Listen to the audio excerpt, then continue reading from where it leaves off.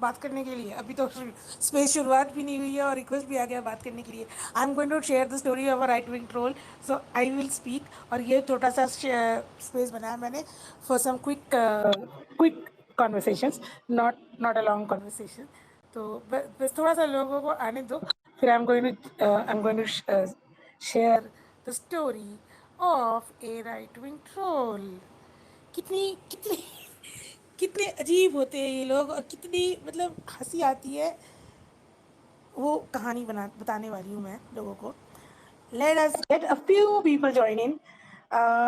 Who else? Who is there? Anil Tiwari, Sajid, something, something. Girdhar. Okay, maybe most of you are right, Rachel, which will be great because I want to tell you guys how silly do you behave. And you know, like, मतलब अगर थोड़ी अपनी अक्ल लगाओ बातचीत करने में हम लोगों से, हमसे अगर आर्ग्यू ही करना है, थोड़ी अकल तुम लोग लगाओ तो अच्छा रहता है। But I just want to give you one example of how spectacularly stupid can you all be. And I am just going, and all of these are like you know, इसके सारे प्रूफ है जो मैं बताने वाली हूँ। इसके screenshot सारे मिलेंगे आपको। मैं एक्चुअली मैं स्क्रीनशॉट्स पहले ले लेती हूँ क्योंकि बंदा कहीं डिलीट ना करते screenshots.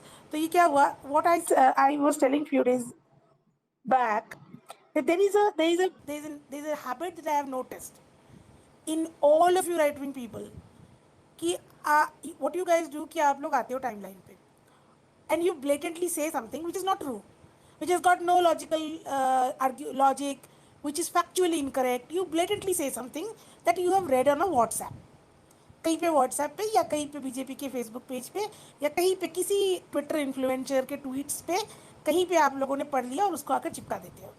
Now if we by chance, and I do this, I sometimes I take out time to engage with people who try to give some kind of facts, or they try to argue in some way or the other.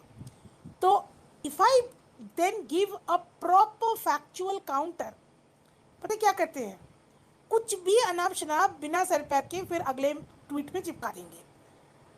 जो अगला चिपकाएंगे वो उसका कोई relation ही नहीं होगा जो मैं कह रही हूँ, बट उनको ये लगता है कि क्योंकि उन्होंने कुछ चिपका दिया है, लिंक चिपका देंगे, स्क्रीनशॉट्स चिपका देंगे, उनको ये लगता है कि because they have posted something, अगला बंदा घबरा जाएगा और घबरा जाके सोचेगा कि भाई मैं तो, मेरा तो झूठ पकड़ा गया, मैं तो गलत हो गई। अब there are two recent examples that I'm going to share. I don't know, I have not taken screenshots, but I hope all the screenshots are there. One was when I said that India has done the world's largest or second largest number of poverty alleviation. ये जो गरीबी हटाओ की नारा, गरीबी हटाओ का नारा लगा था इंदिरा गांधी के टाइम पे, और ये कहा जाता, ये बीजेपी के आईटी सेल में ये पोस्ट ट्रुथ जो है या ये फेकरी जो है वो फैला दिया गया है कि गरीबी नहीं हटी। सच्चाई ये है कि पूरे विश्व ब्रह्मांड में अगर कहीं गरीबी हटी है तो वो दो देश है। सबसे ज्यादा amount of people who have been uplifted out of the poverty have been done by two countries. One is China and one is India. I think China was leading at number one, but at some point India might have taken over China, or India could be number two. However, the point remains that during the period of 2006 to 2016, due to the creation of world's largest poverty alleviation program by any government, which is MG Narega, Mahatma Gandhi national rural employment guarantees act जो है, MG NREGA जो act है उसको world bank ने दुनिया का सबसे leading poverty alleviation programme का खिताब दिया है. It has been labeled as the world's largest poverty alleviation program, and due to that 260 or 270 million people have been uplifted out of the poverty during the period of 2006 to 2016, which means कि larger portion जो है वो UPA के time में हुआ, and the act was also by UPA, so thanks entirely to UPA. All right.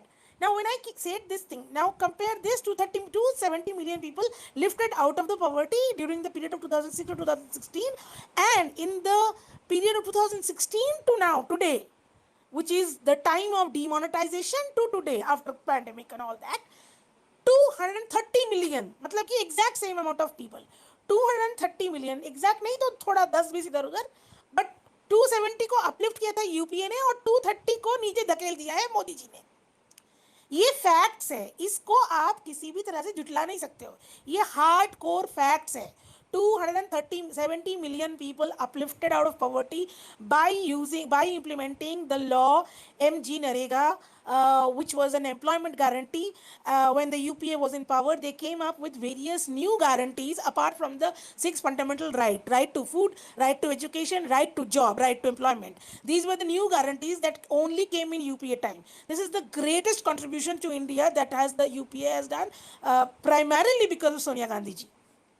But anyway, so ये जब when I gave these facts, this guy, this troll, पहले तो उसने साफ साफ बोल दिया कि नहीं नहीं गरीबी नहीं हटी, पूरे पूरे इतिहास में, पूरे इंडिपेंडेंस इतिहास में पहली बार मोदी ने गरीबी हटाया है। एंड आई एम लाइक यार कैसे, किस तरह के हो तुम लोग, चू हो कि तुम्हें फैक्ट्स का जरा सा पता नहीं है, अंधे की तरह, पैरों की तरह तुम मोदी जी के बारे में ये सब बोलते रहते हो, पता नहीं कहाँ से क्या मिलता है तुम लोगों को इस तरह से झूठ फैलाने का।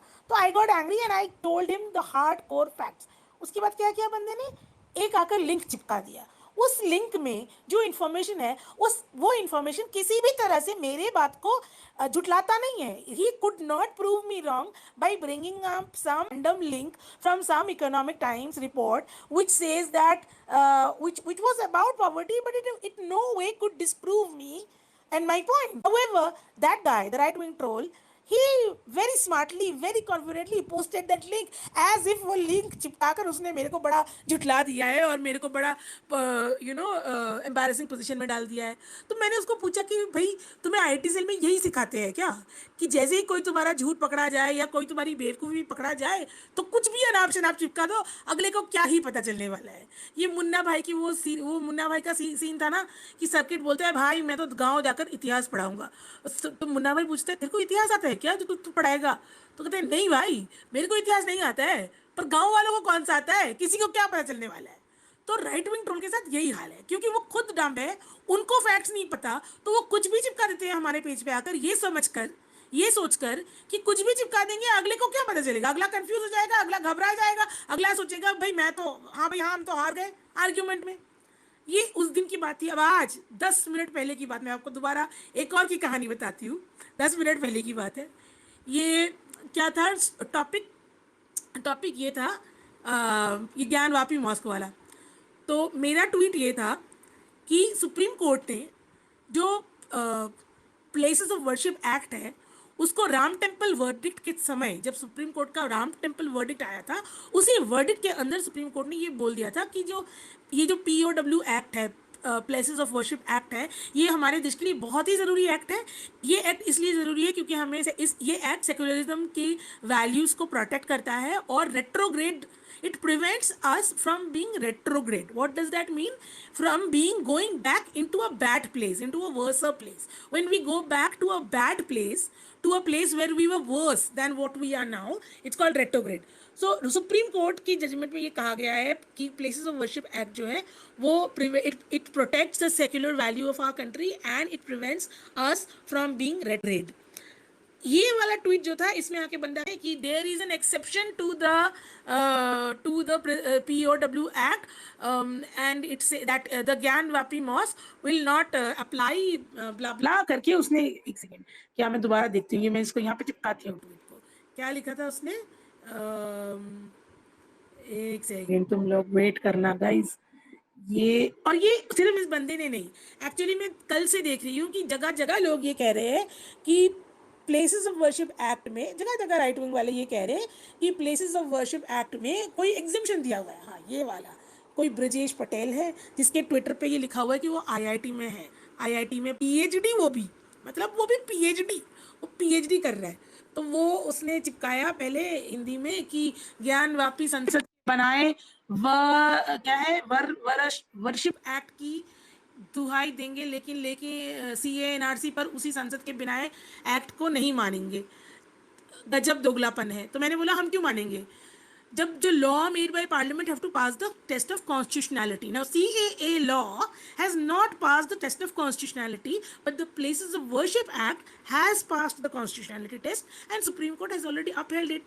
तो उसके अब इसको ये मैंने तर्क दिया, उसने ऐसे ही मेरे को दोगलापन बोला तो मैंने उसको तर्क दिया, प्रॉपर फैक्चुअल तर्क. अब ये तर्क मेरे तर्क पे तर्क अपना क्या देता है, read section 2b clause 4, this act does not apply on ancient monuments. मतलब गजब का कॉन्फिडेंस के साथ ये चिपका रहा है, साथ में स्क्रीनशॉट भी दे रहा है, कह रहा है कि this act does not apply on ancient monuments which are more than 100 years old, so this act does not apply to Kashi Mathura और अयोध्या केस.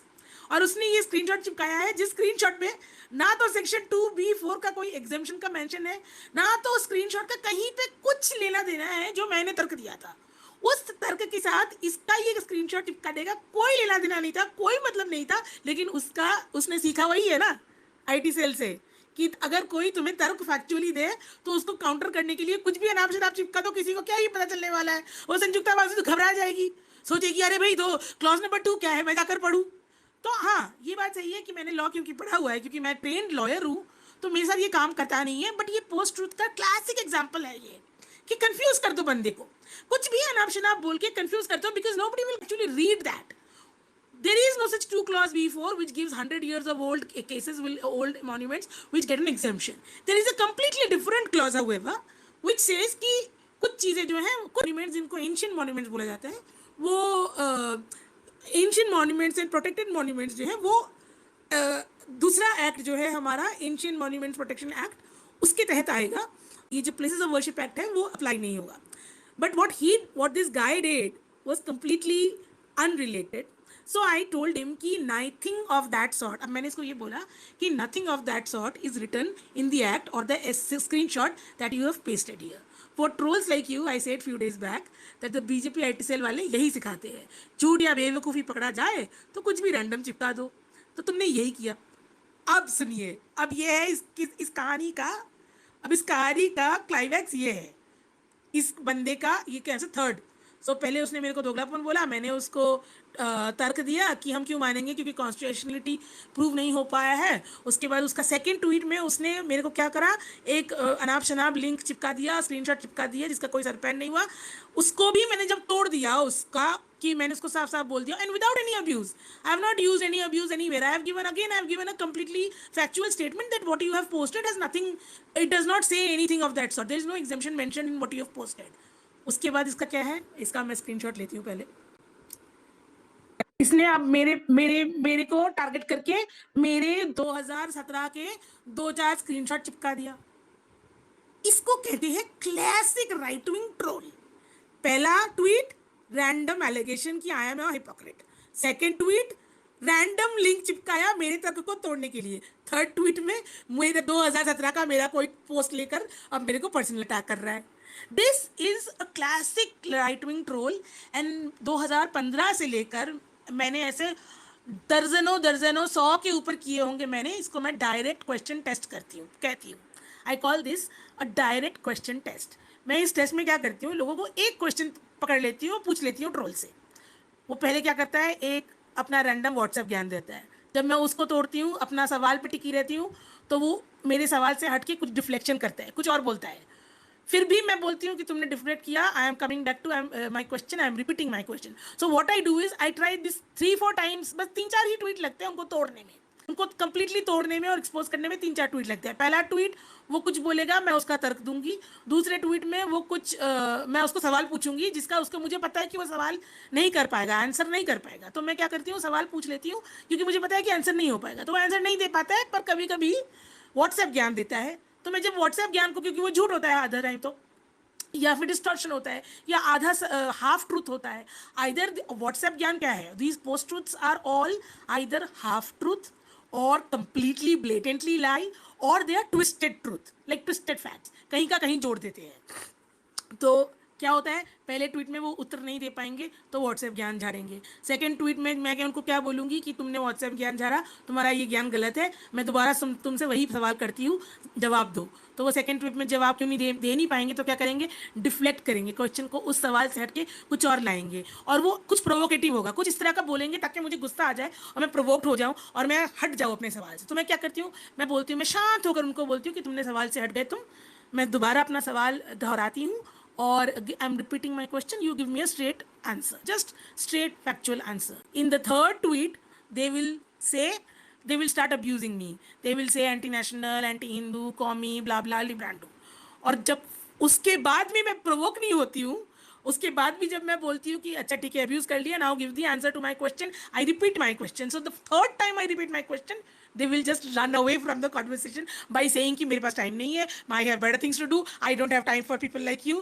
भाई तू खुद पहले मेरे टाइमलाइन पे आया अपना व्हाट्सएप झूठ चिपकाने, मैंने तेरे को घेर लिया एक डायरेक्ट क्वेश्चन पे, तो तू अब भाग रहा है। तूने पहले डिफ्लेक्शन ट्राई किया, फिर तूने पहला तेरा अटेम्प्ट था झूठ, second attempt deflection, third attempt abuse, and the fourth attempt is run away by leaving the conversation and not be able to give the answer. So these were people, the stories of some of the right-wing trolls that I have repeatedly come again and again come across on Twitter। And इसका classic example जिसका मैंने अभी screenshot लिया, ये ब्रजेश पटेल, जिसका Twitter पे लिखा है कि सत्य ही शिव है और शिव ही सत्य है, और ये कपिल मिश्रा के ट्वीट चिपका रहा है। और भाई तुम सुनो यार, Satyam Shivam Sundaram is the core principle of Hinduism. Truth is at the core principle of Hinduism. और जो तुम लोग हिंदुइज्म की बात करते हो, तुम सबसे ज्यादा झूठ पे भरोसा करते हो। तुम्हारा एक भी एजेंडा टिक नहीं पाता है अगर तुम लोगों से झूठ हटा दिया जाए। अगर कोई सुपर नेचुरल पावर हो, किसी के कोई सुपर हीरो होता, लायर लायर मूवी जैसे थी ना, लायर लायर मूवी में ये था कि उसको कुछ वो कोई विश, उसका बेटा विश मांग लेता है और उसका पापा जो है जिम कैरी का कैरेक्टर, उससे झूठ नहीं बोला जाता है। वो लॉयर होता है, उसका काम ही होता है कोर्ट पे जाके कुछ भी बोलना, पर वो बेचारा उससे झूठ बोलने की काबिलियत खत्म हो जाती है। वो मुंह खोलता है तो सच ही निकलता है। अगर कभी राइट विंग वालों को ये वाला विश आ गया ना, हमारा ये वाला विश कभी पूरा हो गया कि राइट विंग वाले झूठ बोलने से नाकाम हो जाए और उन मुंह खोले तो सच ही निकले, तो उनका पूरा का पूरा एजेंडा ही खत्म हो जाएगा। जो लोग हिंदुइज्म की बात करते हैं वो सबसे ज्यादा झूठ फैलाते हैं। इससे बड़ा मतलब पाप और कुछ नहीं है, पता है। शिव जी का तुम सबसे बड़ा अपमान तब करते हो जब ब्लेटेंट लाइज तुम लोग फैलाते हो ये बोलकर कि कांग्रेस ने कुछ नहीं किया। 1947 से 2014 तक हम डार्क होल में बैठे रहे, हमें तो आजादी ही नहीं मिला, हमें तो सब कुछ आसमान से 2014 को टपका जब मोदी जी आए। तो जब ये इस तरह की बातें फैलाते हो ना, तो ये सबसे बड़ा अपमान पता है किसका होता है? सत्यम शिवम सुंदरम का, क्योंकि ये झूठ है।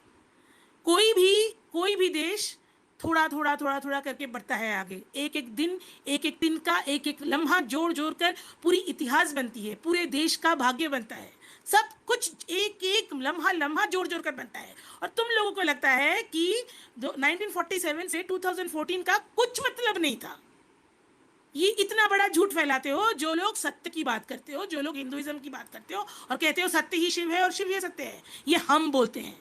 पता है ट्रुथ पकड़कर कौन चलता है? लिबरल्स चलते हैं, क्योंकि एनलाइटनमेंट में से ही हमारा लिबरलिज्म निकला था एनलाइटनमेंट में। और एनलाइटनमेंट में रिलीजियस आइडियाज और डॉगमेटिक आइडियाज और ये मोनार्क राजा क्या कह रहा है और चर्च क्या कह रहा है, ये सबको हटाया गया था और बोला गया था कि हम सिर्फ उसको मानकर चलेंगे जो हमें दिखता है, सुनाई देता है, समझ में आता है, जो सत्य है और जो सत्य को जांचा परखा जा सकता है, जो ऑब्जेक्टिव रियलिटी है, ऑब्जेक्टिव ट्रुथ है। Objective truth in the time of enlightenment gave rise to liberalism, and therefore it's liberals' job to hold on to the truth, and it's the right-wing populists that is not sticking to the truth. So anyway, so to recap, the story that I was sharing today was about a repeated behavior. I'm just going to recap because I see a lot of people have joined in and I see a lot of requests for speaking. I will give you the mic. Please be civil. But before that, I'm just going to recap for the new people who have joined in. The repeated behavior that I notice in right-wing trolls is that they come to our timeline to post a random lie. When that random lie countered by your truth, what they do is they post any random link, screenshot, theory, which will not have, which will by no means be able to prove me wrong, but they think that they proved me wrong. They come with that confidence कि भाई मैंने ये चिपका दिया, मतलब ये मैंने इसका झूठ पकड़ लिया.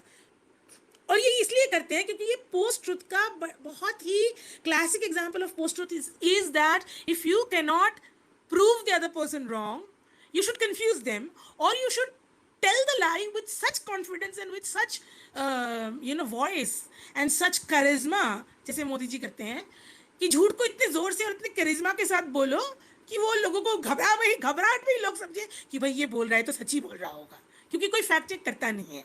तो अब दो इस तरह की रिसेंटली ये हुआ. एक जो फैक्ट था which was about poverty alleviation, which was that the UPA government alleviated the largest amount of people in the whole world, or the second largest. China might be the number one and India might be the number two. 270 million people were lifted out of poverty due to the world's largest poverty alleviation program, which is MG Narega. And when I said this, the right-wing troll could not counter me, but he posted something at random on my timeline which did not directly relate to what I was saying, but he thought that he has proved me wrong. And today it was about the implementation of the Places of Worship Act. When I said that this act has already been upheld by Supreme Court, and this act is supposed to prevent us from going into the regression, from going into the past to open up old wounds, and therefore Supreme Court said that it should be preserved. It's an important act and it preserves our country's secular values. So when I said that, this guy came, and अब आजकल मेरे timeline पे तो आ नहीं सकते क्योंकि मैंने सबको ब्लॉक कर दिया है, क्योंकि मैं टाइमलाइन अपना खुला रखती ही नहीं हूँ आजकल, not even. And if I open my timeline for even 5 minutes, I start getting some abuses. So I've completely stopped giving the opportunity to post to them to post lies on my timeline. But anyway, sometimes what I do, if I see that the profile has relatively some information, not completely random anonymous profile, कुछ अगर मुझे लगता है कि profile में थोड़ा वो identity है उसका कुछ, तो मैं I try to engage. So I told him that that this is the, so he tried to counter me, and I gave him a fact. Number one for पहला tweet, he tried to post some random clause 2B4, और उसने एक screenshot चिपकाया जिसमें कोई sir पैर नहीं था उस स्क्रीनशॉट का. The screenshot has nothing, no relation to what he was saying or what I was saying, but he posted it with such confidence कि मैंने अब ये स्क्रीनशॉट चिपका दिया है, मतलब मैंने अपने आप को साबित कर दिया है, मैं जीत गया केस. और तो मैंने उसको बोला कि तुम नहीं जीते case because this screenshot has got nothing of that sort of what you're saying. So he said that, and the third tweet was random abuse.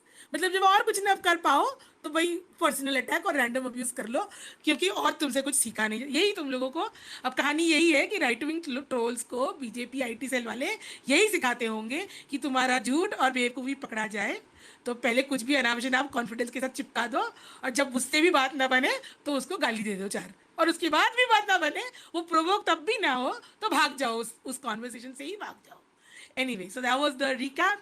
I have lots of random trolls who have raised their hands for speaking, but I would give the mic to people who have some sort of an identity. So, and are not completely anonymous trolls. So, Professor Bhodro Bindas Bengali. All right, you can speak. Where is it? Wait.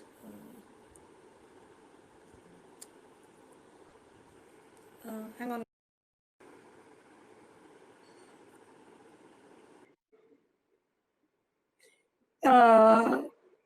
Yes, you can speak.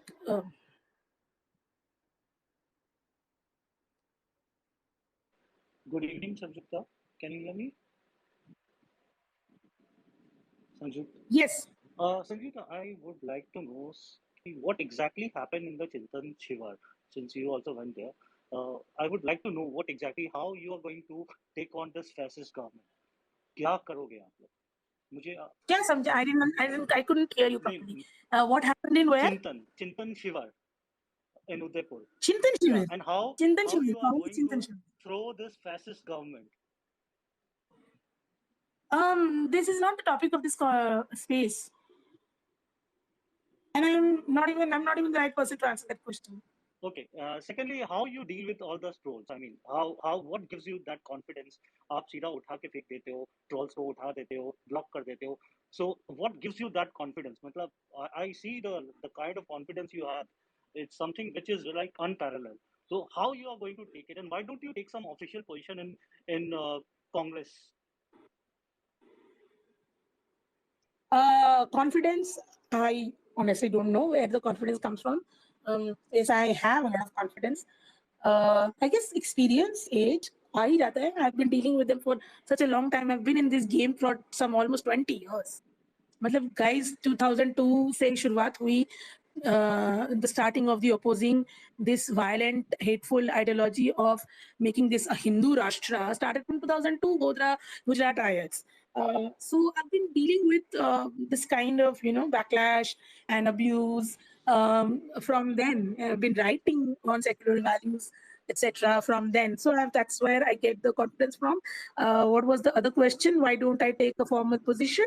That's उसकी तो कहानी अलग एक और दिन सुनानी See, पड़ेगी. or there's one more question I would like to know. No, I think that this you see the BJP leaders get connected with the trolls and whatever you say they support वो उनको follow भी करते हैं Twitter पे. Even the Prime Minister himself follow a lot of trolls. But why the people who are actually defending Congress ecosystem are not being followed by Rahul Gandhi? Rahul Gandhi उनको follow क्यों नहीं करता है? मतलब एक बहुत फील होता है कि उनके लीडर्स तो उनको फॉलो करते हैं, लेकिन राहुल गांधी जी या सोनिया गांधी जी तो चलिए ट्विटर पे नहीं है, गांधी जी आप देख लीजिए या कोई भी हो, they don't follow.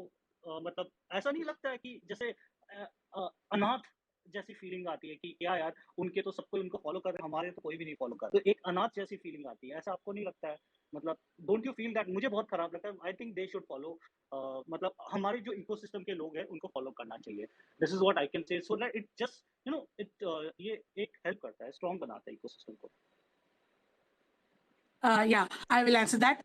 Before that, I just want to tell that people who are sending requests to speak, I will give the mic, but not to everyone because I know there's a lot of random people. I will give the mic to people with who have a seemingly validated identity name with a photo at least. और ये बिल्कुल ही अनाप शनाप जो anonymous होते हैं, उनको I'm not going to give the. But Anand, I'm seeing one Mr. Anand. I will give the mic to you. But please wait. I'll answer this question first. So the question was, why does not Rahul Gandhi follow? Very good question. Anand is a very dramatic word. मतलब यार राहुल गांधी पे इतना क्या तुम लोगों का भरोसा है कि राहुल गांधी फॉलो नहीं करेगा तो तुम अनाथ हो जाओगे लाइफ में? और भी तो है लाइफ में, तुम्हारी अपनी लाइफ है, तुम्हारे मम्मी पापा फैमिलीज भी है. सो डोंट फील अनाथ. That's too dramatization of the situation. But of course, I do believe that when the leader follows you, so you get that kind of inspiration, you get that kind of confidence. And this question has been raised within Congress circles for many times: ki, why don't Rahul Gandhi follow people who support him? Uh, I don't know the answer, of course, obviously, but it's a very fair expectation from him to but there's a difference in the way entire conservative right-wing populism functions and the way the other side of the spectrum, liberals, function. Now, liberals are very individualistic people. Liberalism का entire birth of liberalism is in individualism. So liberal में क्या है, कोई किसी को follow नहीं करता है, सभी ज्ञानी है और सभी अपना ज्ञान बांटते हैं, और कोई हर्ड मेंटालिटी नहीं होता है कि ये मेरा लीडर हो गया, मैं इसको आंख बंद करके फॉलो करूंगी. ये जो फॉलो करने का और फॉलो, मैंने तुमको फॉलो कर दिया मतलब तुमको तथास्तु बोल दिया, तुम मेरे भक्त हो गए, आज से मैंने तुम्हारे सर पे हाथ रख दिया और अब जाकर तुम मेरा बिडिंग करो पूरे ट्विटर यूनिवर्स में मेरी नाम का डंका बजाए फिरो.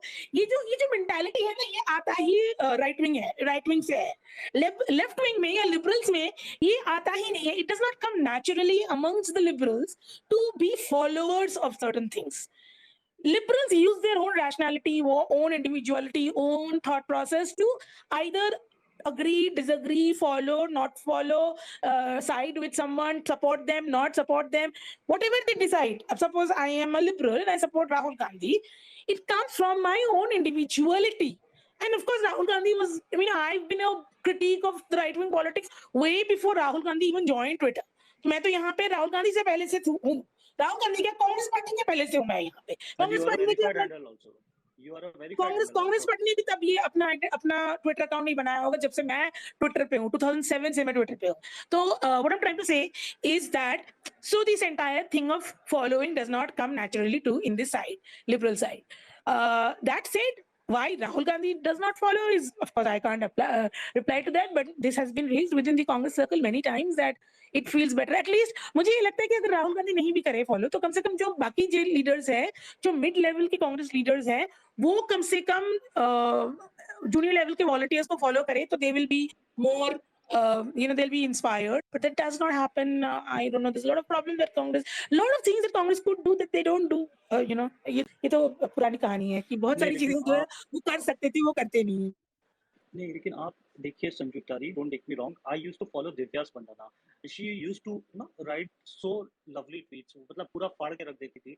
लेकिन उसको भी आपने मतलब आप आपकी बात नहीं कर रहा हूँ, मतलब कांग्रेस ने उसको ह्यूमिलेट करके बाहर निकाल दिया. मतलब आई फेल्ट सो बैड कि somebody is working for the ecosystem, उसने अपना सब कुछ दे दिया, तन मन धन निछावर कर दिया, एंड उसके बाद भी उसको ऐसे मतलब ह्यूमिलेट करके निकाला गया. सो आपको समझ में आ रहा है कि ये क्या, ऐसा फीलिंग आता है कि हम लोग अगर कुछ कर भी दे कांग्रेस के लिए, कुछ काम भी कर दे, तो भी ऐसे जलील करके बाहर कभी भी कोई निकाल सकता है. तो एक एक वो एक फीलिंग आती है. एंड सेकंडली मैं ये बोल रहा हूँ कि आप सबको मत फॉलो कीजिए, आप रैंडम लोगों को मत फॉलो कीजिए, बट जो वेरीफाइड लोग हैं जैसे आप हो या कोई भी है, या मिड साइज जो कांग्रेस लीडर्स है, उनको आप फॉलो कर सकते हैं, और मिड साइज आपको फॉलो कर सकते हैं. They can have the chain of command also. So एक क्या होता है उसमें, एक इंफॉर्मेशन डिसमिनेशन बहुत फास्ट होता है कि आपको भी पता रहता है क्या हो रहा है क्या नहीं हो रहा है. But actually I don't know how you're going to take on this the BJP armada. How you're going to take fight this Okay, thing? I think you've.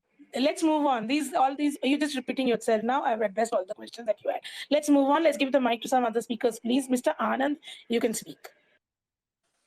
Hi, Sanjukta. I just wanted to ask you, why were you fired from National Herald? If I mean, that's the rumor. I'm sure it must be false. So, do you want to clarify and sorry for the CT. Do you want to clarify and just bust all the rumors once and for all? Why are you fired from National Herald and why were you unfollowed by Rahul Gandhi?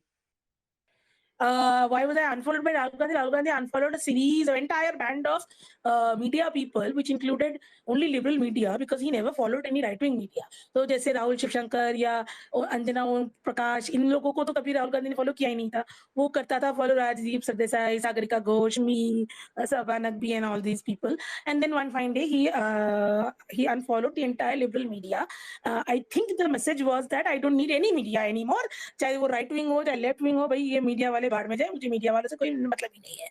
और मुझे ये लगा कि अगर if any of those people were not unfollowed, suppose सबको करता मुझे नहीं करता, तो फिर मैं then again it would have been like, अरे इसको नहीं किया तो ये जरूर कांग्रेस ही होगी. तो I think for all of these reasons there was a policy decision taken that we are unfollowing all media people. That's the second question. The first question was National Herald. I'm very glad you asked that question actually, because इंसान को तभी लगता है कि हम important है कि जब उसके छोटे छोटे डिसीजंस, लाइफ डिसीजंस पे पब्लिक स्फेयर में क्वेश्चंस उठते हैं. और इसीलिए फिर हम एक दिन किताब भी लिखेंगे, और मेरी किताब जरूर खरीदना तुम लोग, वो कहानी तो किताब में ही मिलेगी. Okay, moving on to the next speaker. Farhaz, you can speak. Hi, good to see you. I was listening to you and it was so interesting to see how you manage these trolls. I'm quite new to Twitter. Twitter, of course, I'm there since 2009, but definitely spaces like famous, not more than that. I just wanted to understand whether this is a Congress space. So most of the people asking questions about the Congress party. Anyways, I'll ask you one very, very important question. I think that is No, it's not a Congress space. The topic was एक right wing troll की right. कहानी. Yeah, so it's not a एक Congress right wing troll की कहानी. मेरा एक सवाल है, वो सवाल ये है कि ट्रोल तो चलिए ठीक है, मतलब जो आईटी सेल है वो ट्रोल करेगा, और वो भी आपने बहुत अच्छे तरीके बता दिए हैं कि उन्हें कैसे आपको डील करना है. लेकिन what is your opinion, since you're a journalist, and I have seen your writings and I'm really impressed. What is the role of media when it comes to the current situation of this country? What is their role? Because being a journalist, I already told you that I started my career way back in 1999 with Z News, worked with Rajat Jain, India TV, and a lot of channels I worked with. And so I have, what I believe that they are playing a very dirty role at this point of time.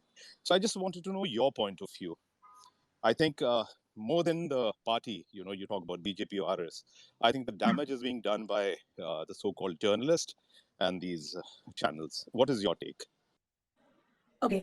Yeah, good question for us.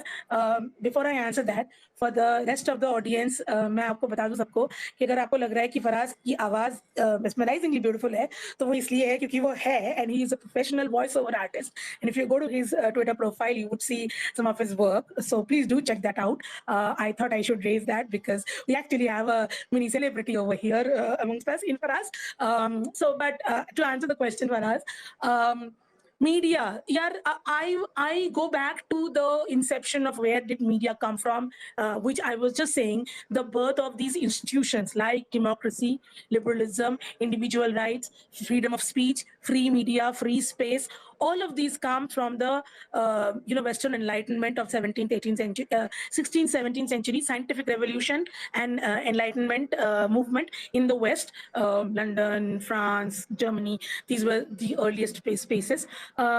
वहीं से ये इनका ना शुरुआत हुआ and public sphere so basically public sphere वो coffee houses हुआ करते थे उस समय में these were the earliest space जो कि घर के बाहर इंसान का एक जगह था लोग पहले घर से निकलकर सिर्फ चर्च जाते थे या महाराजा के दरबार जाते थे और या फिर घर में होते थे और खेती बाड़ी करते थे जो लोग खेती करते थे वो खेती बाड़ी करते थे वो घर का वो डोमेस्टिक स्फीयर हुआ करता था उसके अलावा बाहर जाने के जाते थे तो सिर्फ church which is religious activities या किंगली मोनार्क एक्टिविटीज करते थे but the advent of the business class, the bourgeois class, जो कि business class थे, trading करते थे, जब से trading शुरू हुआ in 15th century, 16th centuries, then it emerged. We got a new space called the public space, public sphere. These were coffee houses, bars, मतलब वो जहाँ पे दारू वारू पीते थे और यहाँ पे क्या होता था discussions हुआ करते थे about discussions on topic related to public importance.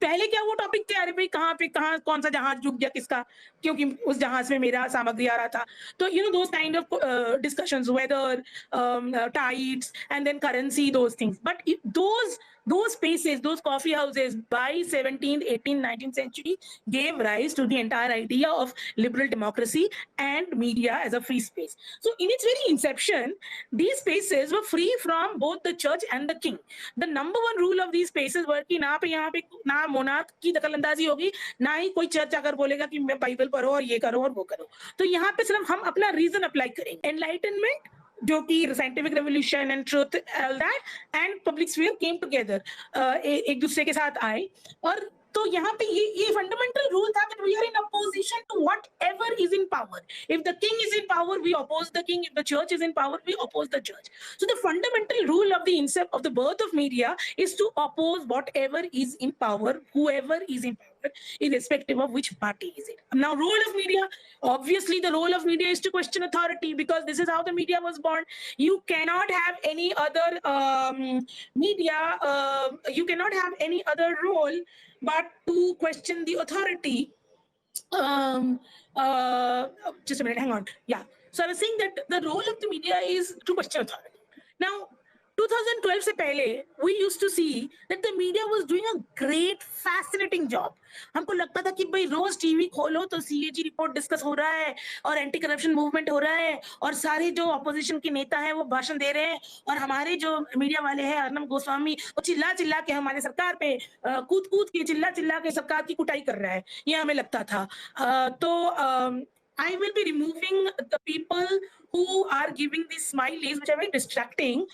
So no hard feelings, guys. But distracting, if you want to listen. If you just want to push smileys, I'm going to remove you because it's distracting. No other reason. So yeah, to carry on.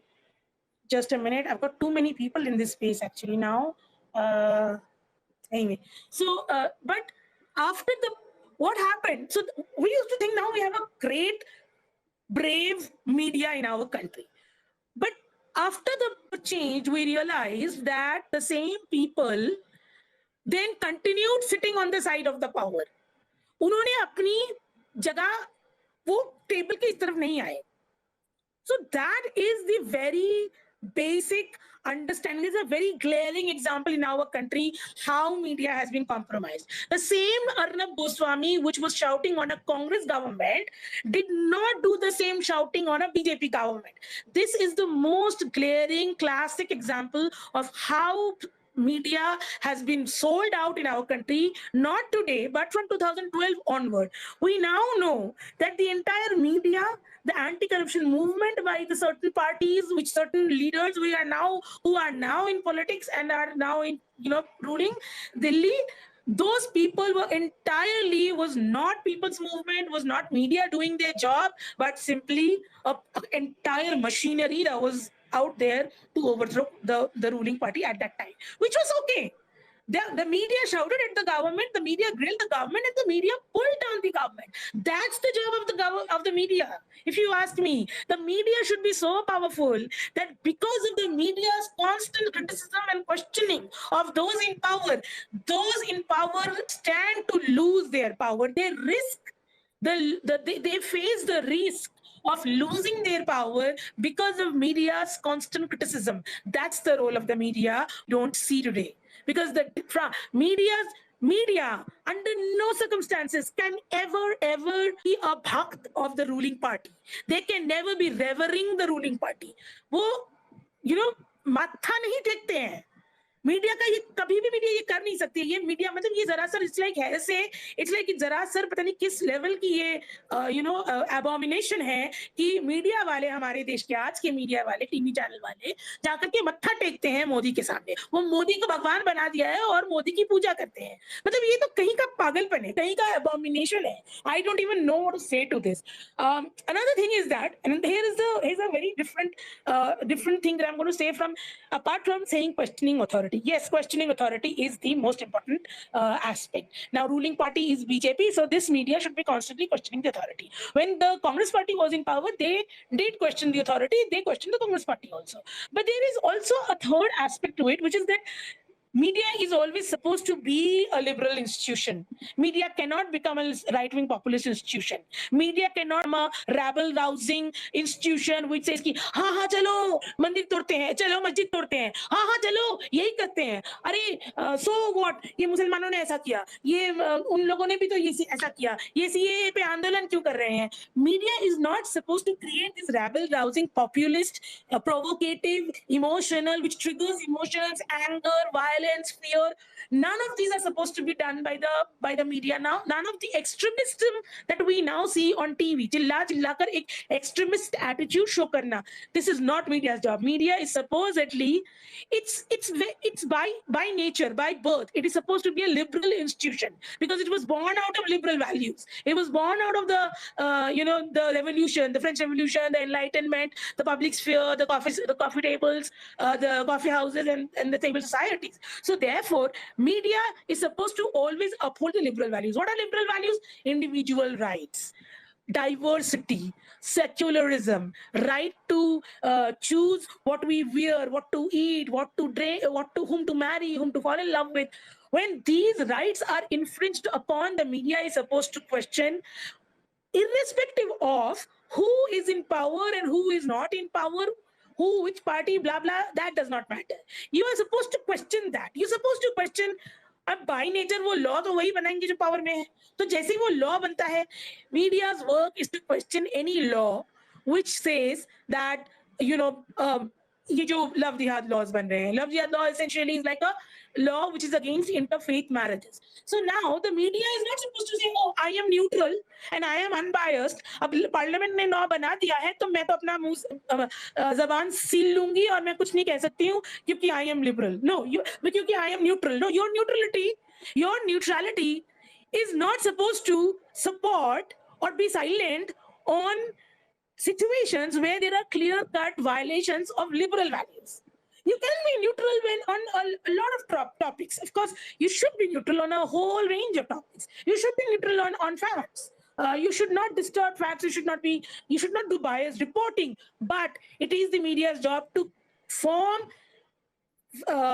informed opinion and write opinion articles criticizing any government or any power which is coming up with illiberal laws, illiberal decisions, all which are the example liberal decisions in our country today, these may laws which is constantly about किसी के खाना, किसी का पहनना, किसी का कौन हिजाब पहनेगा, कौन नहीं पहनेगा,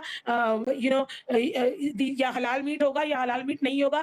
These constant attempts to polarize the nation in the name of religion, whenever the government does it, even if the parliament does it, even if the government does it, even if the judiciary does it, even if the president of India does it, it's the media's responsibility to criticize it, because media is supposed to uphold the liberal value in the society. It is supposed to be the guiding principle, the guardian of the society, which will tell you right from wrong. And the right from wrong is to tell you to uphold the liberal values, because liberalism is that path that we took from a retrogressing path with liberal path. By being better, we became better as a society by taking the liberal path from what we were before liberalism. So long story short, I think Just liberalism. briefly, one question, very important question, that why media has become like this? Is it power or money, or are they scared? Because a lot of media is scared if they go against the government. They might their license might get cancelled. So you being a journalist, I just wanted to know, what is it that media has become like this, or they have become biased completely? I think it's a mix of all of these. There is so साम दाम दंड भेद, वो है ना एक famous. अगर पहले पैसे दो, अगर वो ग्रीडी नहीं है तो डराओ, अगर वो डरता भी नहीं है, ग्रीडी भी नहीं है और डरता भी नहीं है, तो to cripple them by using certain kind of laws, ये ईडी ये जो एफसीआरए मीडिया भी और एनजीओज भी, सिविल सोसाइटी भी. So if you can neither be bought nor can be intimidated, then the third option is to to cripple you, to weaken you by entangling you in various legal actions. FCRA आपका funding बंद कर दो, कर देंगे, FCRA लगा देंगे, फिर बोलेंगे कि भाई 10 चक्कर काटो कोर्ट के क्योंकि आप पे एफआईआर हो चुका. उस एफआईआर का कोई सर पैर हो ना हो, कर देंगे एफआईआर, फिर आप काटते रहना कोर्ट के चक्कर. तो there are various ways to there is not no one particular way. There are just very very few people जिन पे कुछ काम नहीं करता है, तो वो आखिरी रास्ता तो है ही. There is always morning walk and guest house. So वो आखिरी रास्ता भी है. अब जैसे गौरी शंकर जैसे लोगों का पे कुछ नहीं काम करा, ना तो उनपे एफसीआरए का कुछ असर होगा, ना उनपे ईडी सीबीआई आईटी का कुछ असर होगा, ना उनपे केस करने का असर होगा, ना वो डरेंगे, ना वो ग्रीडी होंगे. तो उनका आखिरी रास्ता क्या है? Guest house, morning walks, those kinds of things. तो so there's always these things, how, what is the solution? And also it is also some of these are also self-propelled. Just if there are lots of books, lots of academic work available, lots of books available on how the media operated during the Nazi time, how the academics operated during the Nazi time. Some of them clean and simple wanted to be on the side of the power, and some of them clean and simple were of that ideology. They basically belong to that ideology. तो हमारे में अब सुरेश चवंके जैसे लोग हैं, वो plain and simple Hindutva ideology में believe करते हैं. तो उनको ना डराने की जरूरत है, ना पैसे की जरूरत है, कुछ करने की जरूरत है. अब the same applies on the other side of the spectrum as well. Like for example, me, I don't have to give, nobody need to come and give me money to criticize me. I will do that out of my own free will, because that's who I believe, what I am. I believe in my little ideologies. So therefore, it's very funny that we assume that everybody is being bought. Everybody is not being bought. Not on this side, not on that side, not on all of these people. चाहे वंदना हो, चाहे कोई भी हो, कोई भी हमारे किसी का भी आप राइट विंग मीडिया पे ले लो नाम. जरूरी नहीं है कि सबको या तो डराया जा रहा है या धमकाया जा रहा है. कुछ उनमें से कुछ है जिनकी अपनी कोर आइडियोलॉजी वही है जो गवर्नमेंट की है, और वो अपना जो ड्यूटी है कि मुझे मेरी आइडियोलॉजी कुछ भी हो, मुझे सरकार से जवाबदेही मांगते रहना है क्योंकि मैं जर्नलिस्ट हूँ, वो भूल चुके हैं. और अब यही चीज मुझ पे अप्लाई करेंगे तो मेरा टेस्ट तब तक नहीं होगा जब तक कांग्रेस पावर में नहीं आएगा. मैं तब तक मोदी को और बीजेपी को क्रिटिसाइज करती रहूंगी जब तक वो पावर में है. जब पावर बदलेगा उस दिन जाकर मेरा असली टेस्ट होगा. So वो जब वो खत्म होगा. So Right, absolutely. Thank you so much, Sanjukta. Thank you. Ravindra ji please, last time भी मैंने आपको इनवाइट किया था पर आप ज्वाइन नहीं कर पाए. आप बताएं प्लीज. थैंक यू संजुक्ता जी. हाँ, लास्ट टाइम कुछ मैं व्यस्त था, इस वजह से मैं नहीं कर पा रहा था. एनीवे, काफी अच्छा सेशन है जो चल रहा है. आप सब लोग अपनी बातें शेयर कर रहे हैं. बट इसमें मेरा एक सवाल है संजुक्ता जी, और भी जो पहली बात, ना मैं लेफ्ट हूँ ना मैं राइट हूँ, मैं बिल्कुल सेंटर में खड़ा हूँ। और जो आपने बात कही है कि जब अपोजिशन यानी कि कांग्रेस या कोई और पार्टी सत्ता में आएगी तब हम उसकी बात करेंगे, तब हम उससे सवाल पूछेंगे, क्योंकि जर्नलिस्ट का काम तो यही है जो सत्ता में है उनसे ही सवाल पूछे जाएं, ना कि विपक्षियों से सवाल पूछे जाएं।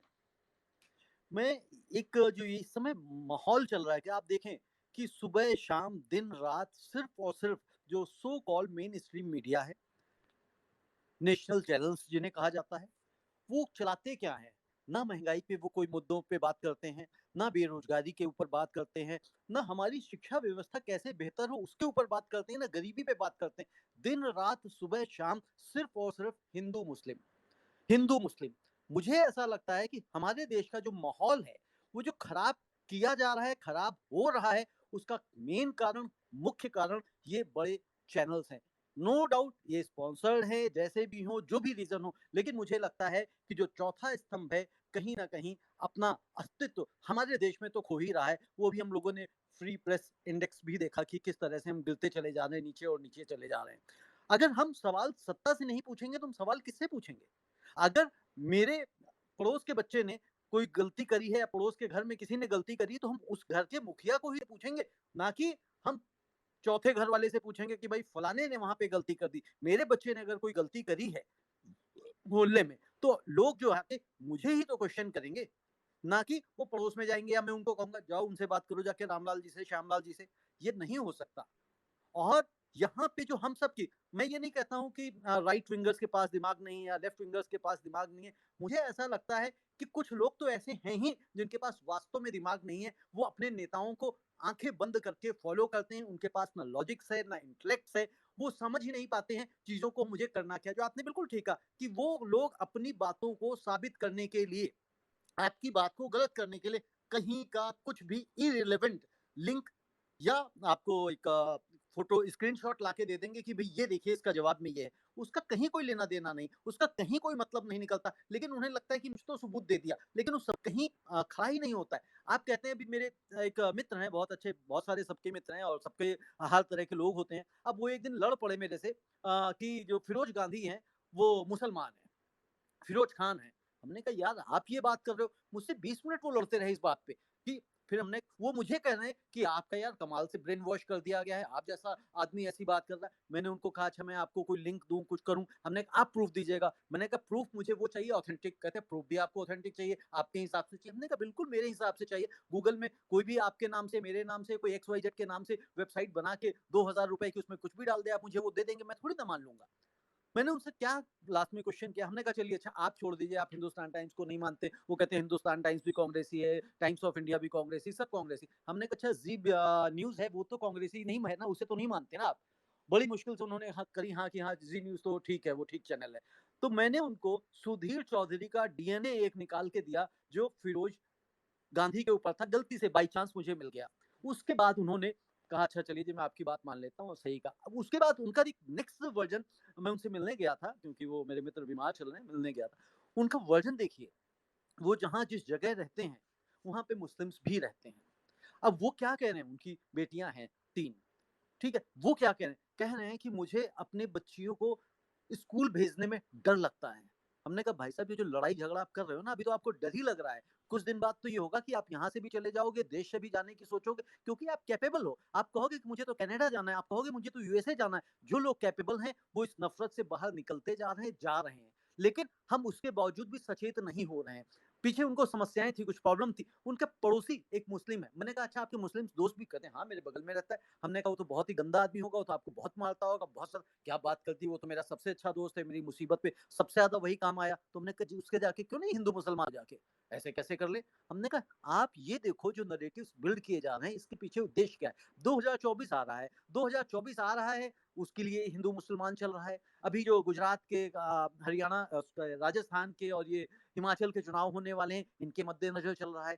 आप ये लोग जब तक इस देश में हैं, ये इस मुद्दे को गरमाए रहेंगे, गर्म करते रहेंगे, ताकि इनका जो पोलराइजेशन है, पहले तो जातियों के हिसाब से पोलराइजेशन होता था, लेकिन आजकल 80-20 वाला आ गया कि मुझे तो 80% वाले को साध लेना है, 20% भाड़ में जाओ, 80% में ही सब आ जाते हैं। मुझे याद है 2016 या 16 की ही बात है, स्वामी अग्निवेश से मैंने एक इंटरव्यू में पूछा था।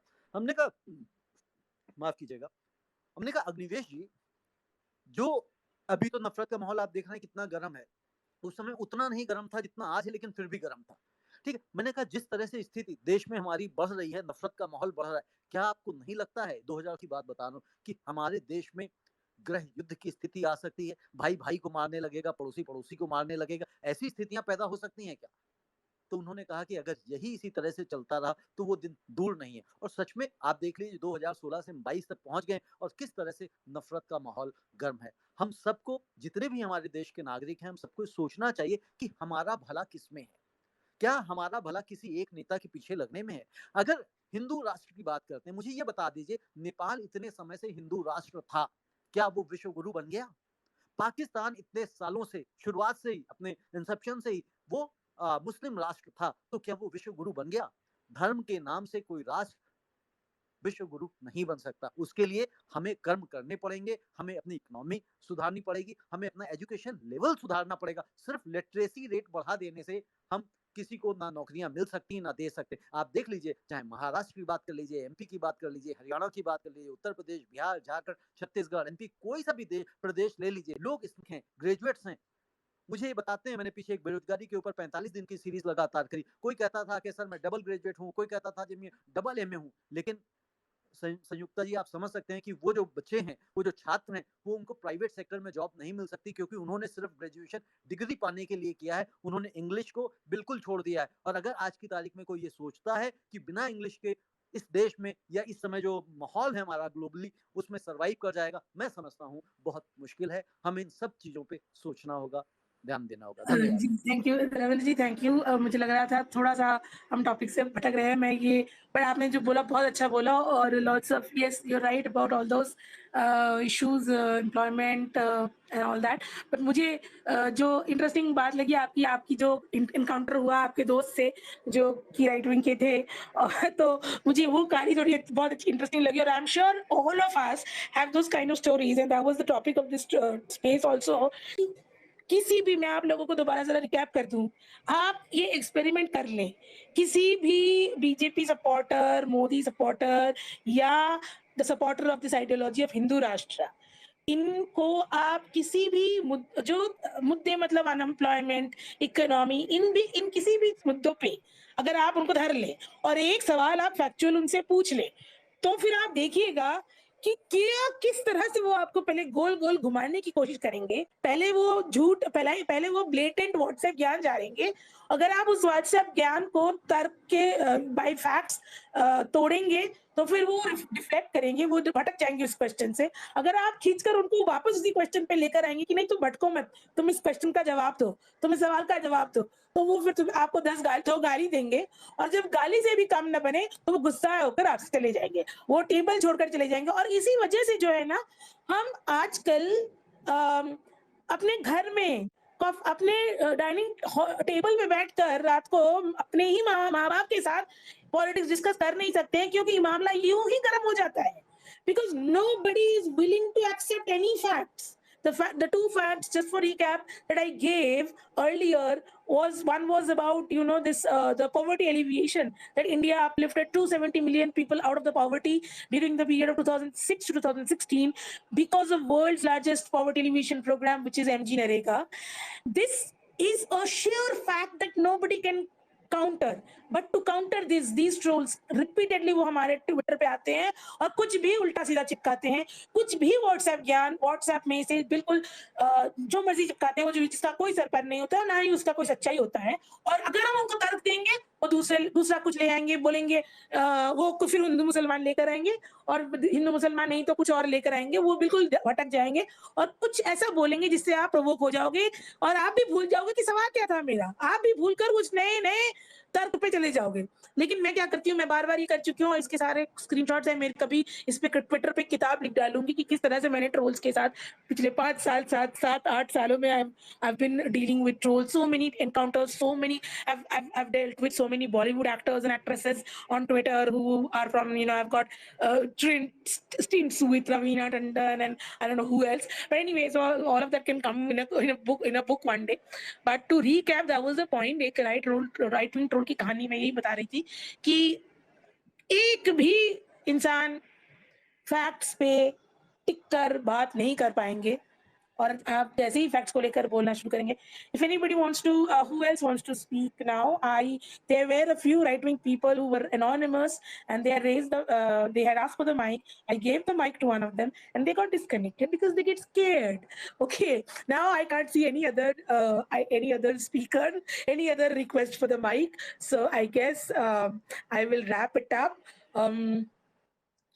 Uh, okay, who else? Just to yeah. Sorry, whoever this is, you're not going to get the mic. I will give the mic, guys, but to someone with slightly identifiable, respectable identity, not a completely anonymous troll who has just created the account only to enter the space. I'm not going to give the mic to No, someone. but let's Sanjay, let give a chance to one of the troll. I just wanted to see how you handle the troll in this space. That will be ये very पता है great. वो And क्या वही वही देखो मैं दे देती हूँ, दो दो मेरे को different आए, मैंने दोनों को आपको कर दिया। पता है क्या करेंगे, आपको थका देंगे यार। पता है नहीं, क्या, मतलब ये बिल्कुल आपको थका देंगे दुनिया भर की बातें करके, भटका के थका के। That's so true. That's the very job they do on Twitter. exactly. I completely believe But in it. okay, let's see what is Yeah. this Akal with no followers and no tweets and no following. What, 0 followers? इसका पता है क्या? No DP, 0 followers, 5 following. भाई क्या बोलना है यार, इसको मैंने माइक दे दिया है, जरा देखिए क्या भाई भाग गया है, नहीं डिस्कनेक्टेड हो गया, भाग गया। नरेंद्र को मैंने माइक दिया है। Let's see okay, yes you can speak.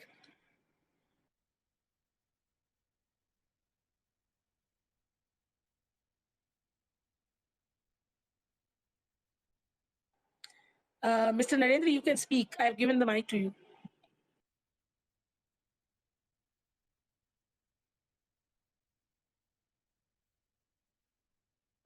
Can't, won't, है नहीं हिम्मत। चलिए, anybody else?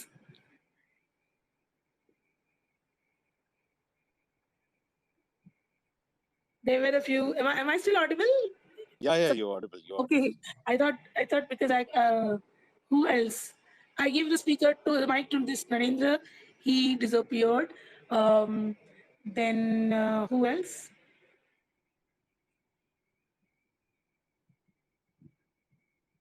Sometimes the Twitter also breaks. Actually, Yeah. I can see that some people are requesting, but I can't see their name. Okay, देसी संगी वक्त आ जाइए, welcome है आपका, पधारिए, बताइए, अपने वक्तव्य रखिए।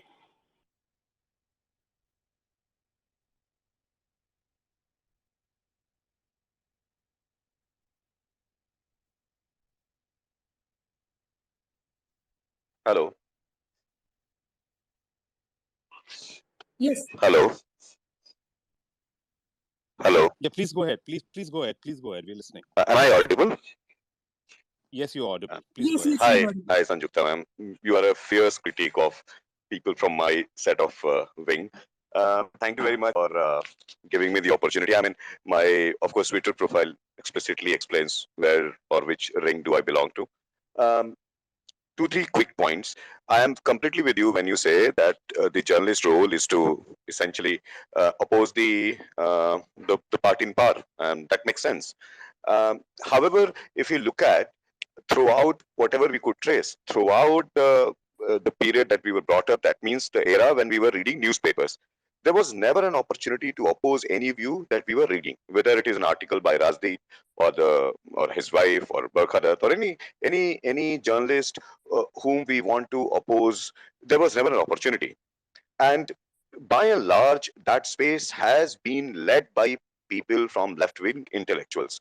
They may be opposing the implementation of the policies, which is absolutely fine, their job is, but the policies which were getting into place, which sphere were they coming from? They were coming from the very same sphere where these journalists has been mostly or have been mostly belonging to. So when we look at the national the committee formed by Sonia Gandhi at the time of the UPA 1, which was later on, of course, dismembered, who were the members of this committee? Which kind of intellectuals were part of that committee? So, madam, when you are saying that the journalists from G Media, from Republic TV, from other such saffron sort of brigade have completely, in a sense, left their roles. You have certain degree of merit in that. I wouldn't dispute that.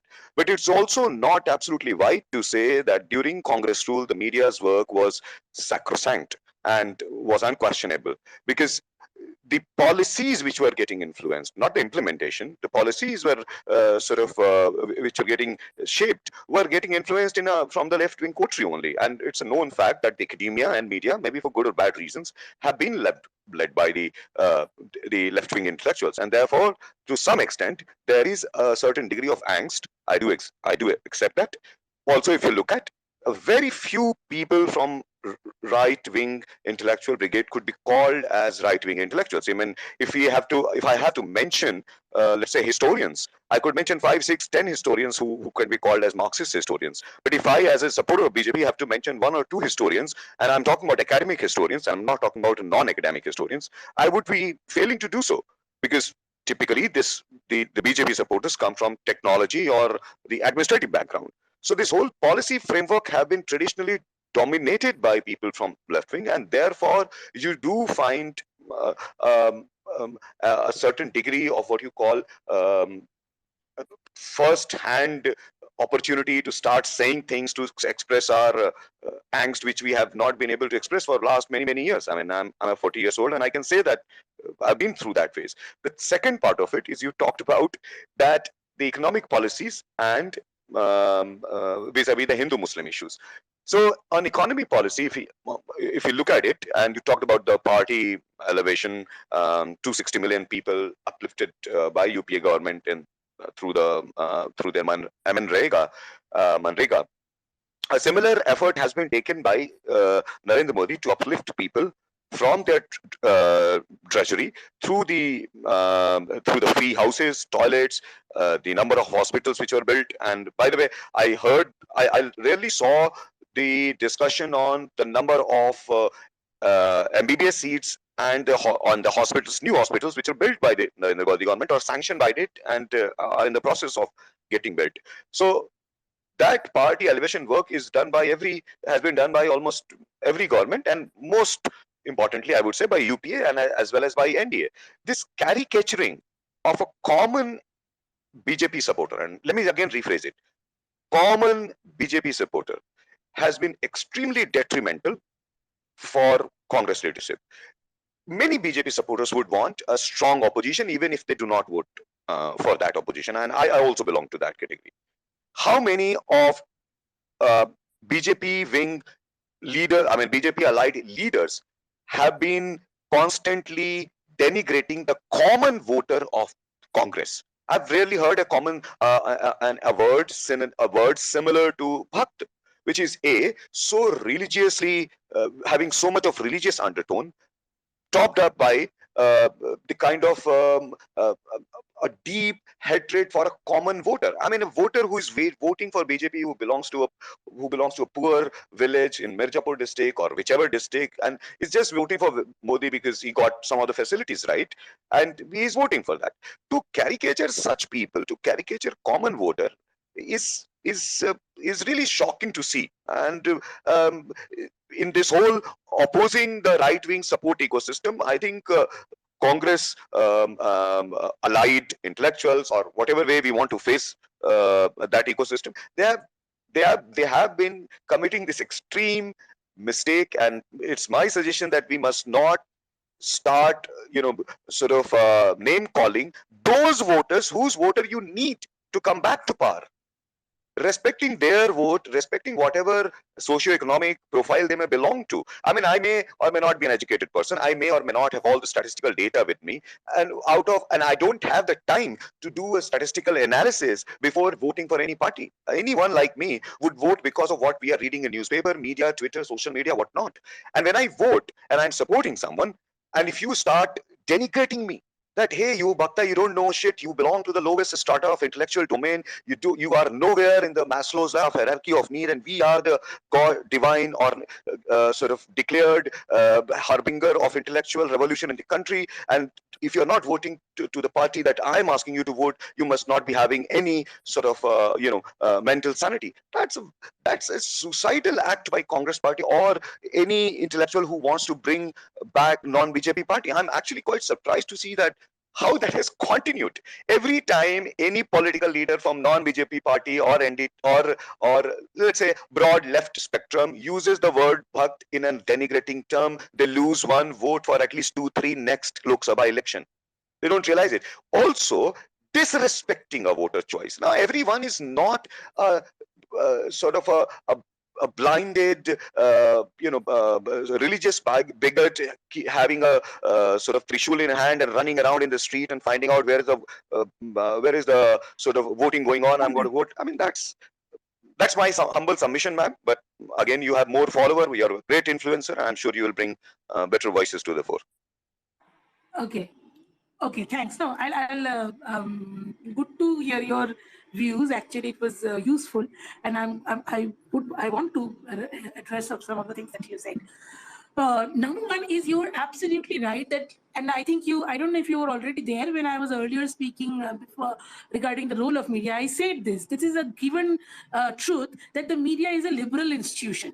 So media by its very nature, journalists, academics, these are liberal institutions. And the other side, the right wing, is the populism. It's the populist. It's the common man on the ground, जिसको ज्यादा समझ नहीं है, भले बुरे का ज्ञान नहीं है, पर वो उसको बस एक लीडर दिखाई देता है कि ये मेरा लीडर, मैं इनको समझ लूं, इनको सुन लूंगा, बस जो लीडर बोल दिए हैं तो बोल दिए हैं, मैं उसका I'm not gonna be intellectually critiquing my leader and deciphering and dissecting everything the leader says, because I'm the common man. Now the common man is the man whom the populist leaders appeals to by giving dramatic speeches and by acquiring a very flamboyant personality, and that's across the history. If you're 40-year-old, you would know that across the history there are flamboyant dictatorial leaders who have got mass following, and they were not good people. They were violent people. They killed people. They killed other human beings. They implemented policies which killed millions and millions of Jews, but they were all loved. They were absolutely loved by the nation, by the citizens of those countries. So the thing what I'm trying to say is that you're right, that the media has been always liberal, that the intellectuals have always been liberal. Now, do you think it's a coincidence? Do you think it's a conspiracy? Do you think somebody decided that whoever will be an intellectual will be a liberal, or is it that because they studied so much, that they gained so much knowledge, that they automatically become liberal, and whoever is not gaining knowledge is remaining on the other conservative right-wing side? What do you think is happening? Don't answer that. Don't answer that. It's a rhetorical question. The answer is that when you read books, when you do intellectual criticism, when you read critical theories, you read history. You said that the BJP does not have historians on that side. Is that a conspiracy, or is that a natural corollary that when you read history, you can no longer do the things that you want to do as a BJP supporter? The moment you start critically analyzing every aspect of the party's agenda, then you will realize that these are not the right thing to do. And it's not the right thing to do to say that this nation belongs to Hindus and Hindus should have the first right and we should become Hindu Rashtra and we should not have secular values. It's just not the right thing to do or say or be. So it's as simple as that. You're right. You're absolutely right on your point when you say that we never got that opportunity to put our views. That's a great tragedy that the entire globe is today going towards right wing. It's not just in India. It's not a very rocket science. It's not just happening in India. It's none of these things that I'm saying is new.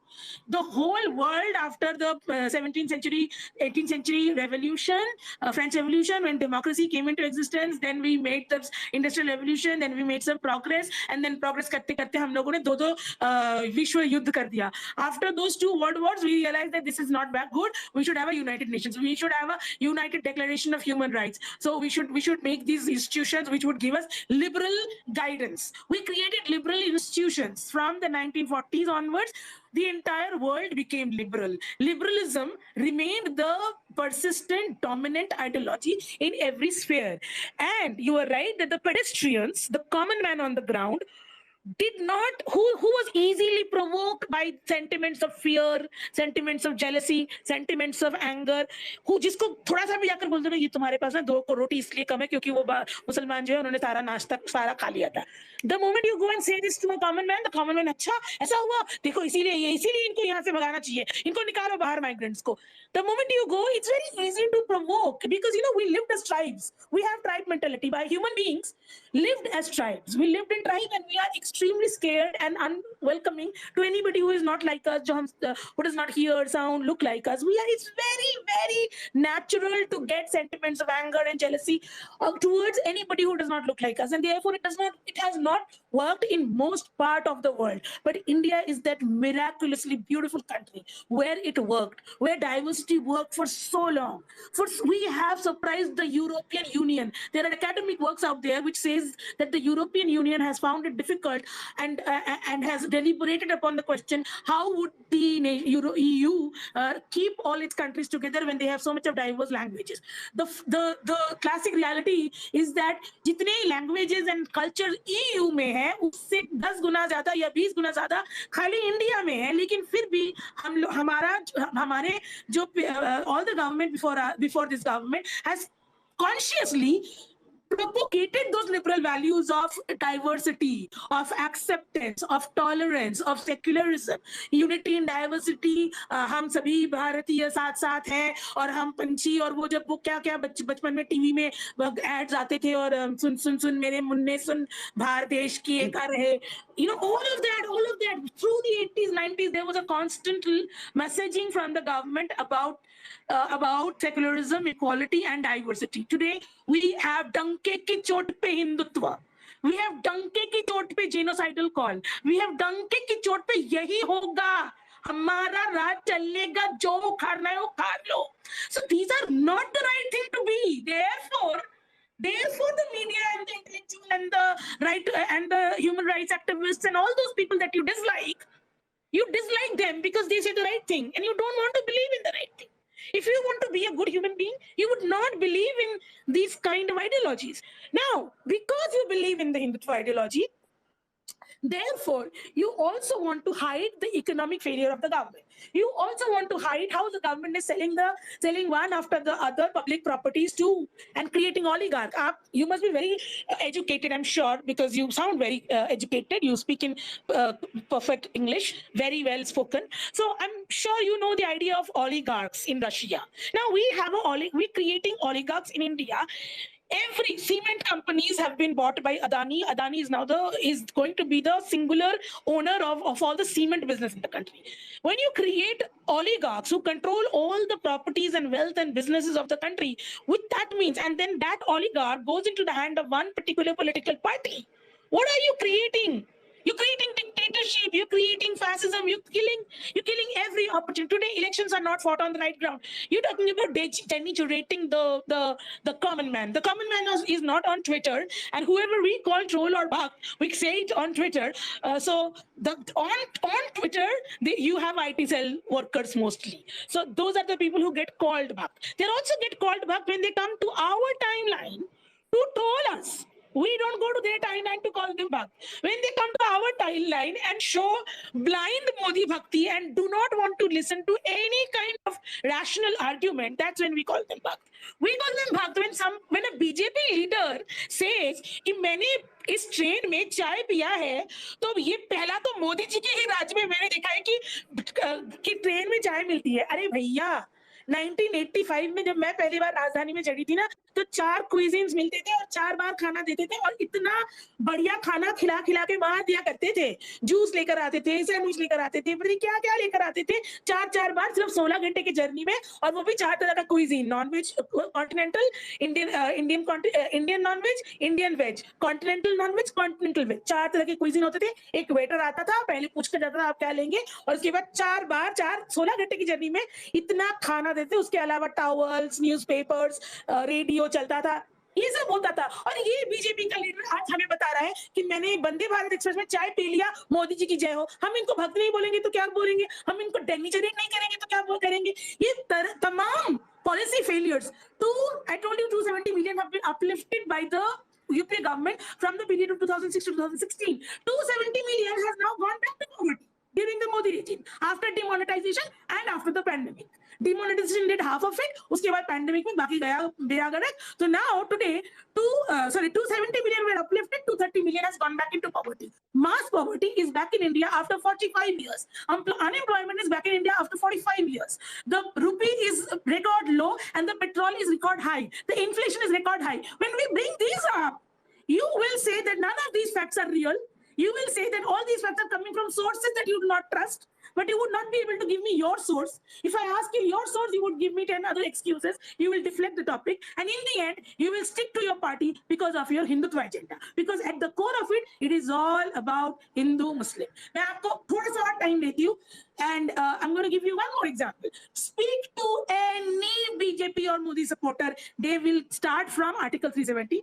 Then they will say, वो बोलेंगे हाँ महंगाई तो पहले तो मान जाएंगे।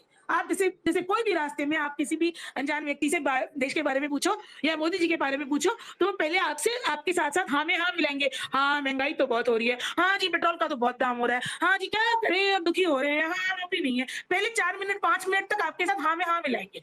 उसके बाद जब वो बोलेंगे लेकिन फिर ये क्या, इसका क्या होगा फिर सोल्यूशन, ये मोदी जी के रहते इतना सब हो गया, तभी तो आप लोगों को मोदी जी को वोट नहीं देना चाहिए था ना। तो वो क्या बोलेगा, अगला बंदा बोलेगा नहीं मोदी जी अच्छा काम कर रहे हैं, देखिए इतने साल की प्रॉब्लम है ना, कांग्रेस ने कुछ नहीं किया ना। तो the number 1 WhatsApp agenda is that the country was in a black hole from 1947 to 2014. The country was in a black hole, not a single patta was allowed, and only Modi came and magic wand घुमाया, तो सारा कुछ पहली बार मोदी जी के राज में ही हो रहा है। जबकि ऐसा एक ईंट नहीं है। If this was a canvas, there is not a new brush. You said toilet. It's not that toilet was invented. The idea of giving toilet to people was not invented by Modi. He increased it a few more.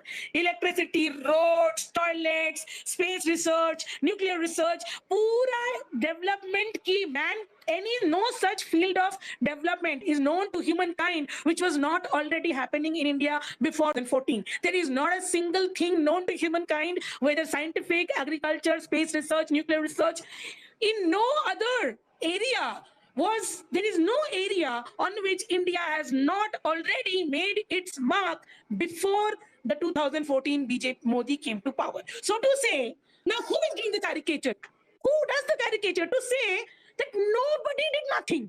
To say that the person, the Nehru, who gave the entire architecture of this country from IIT to IIM, जिसका मतलब उस इंसान में क्या दिमाग था, जिसने पूरा का पूरा ढांचा बनाया, और आज देश जो भी है वो उस ढांचे पे बना है, वही IIT, वही IIM, वही space research, ISRO, मतलब I don't even have to I don't even want to count. So it's caricature, it's laughable, it's caricature to say that nothing happened in 2014. But the people who come say Vande Bharat express में चाय पिया तो मोदी जी की जय, क्योंकि इससे पहले मैंने कभी ट्रेन में चाय नहीं पिया था, those are the people who are doing the caricature, and those are the people who get the tag of bhakt, and they are the people who get denigrated.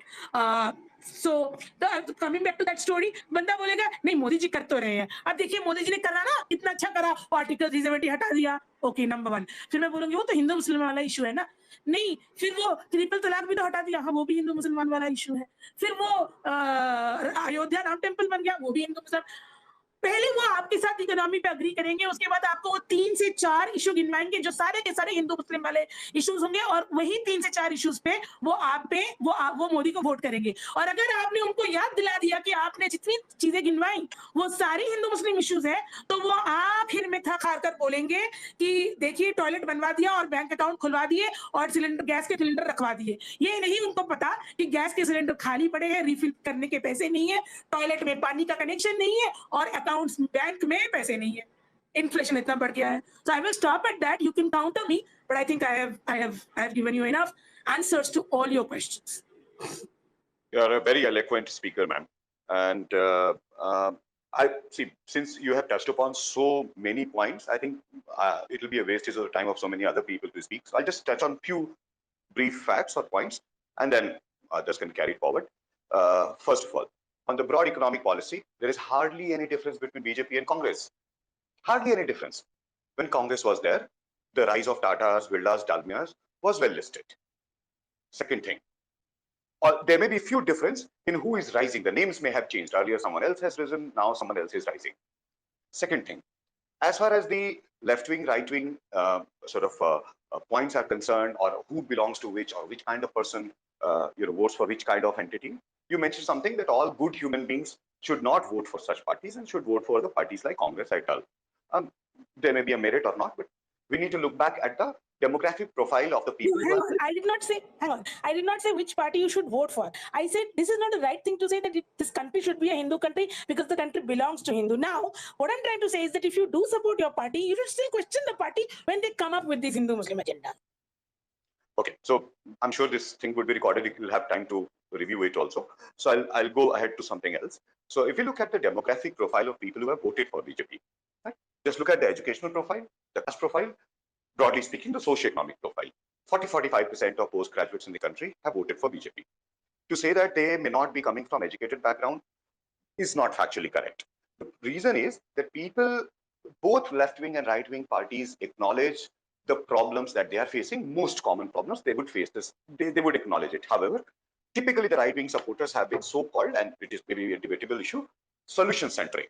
So I would rather want Reliance Jio to rise so that the mobile could be, and mobile telephony along with the data services could reach to the poorest hands at a very nominal and very low cost. Has that happened? To my eyes, it has happened. Statistics is there in front of everyone. On the left-hand side, what we see is that they also talk about the same issues, but they want to talk about what are the problems.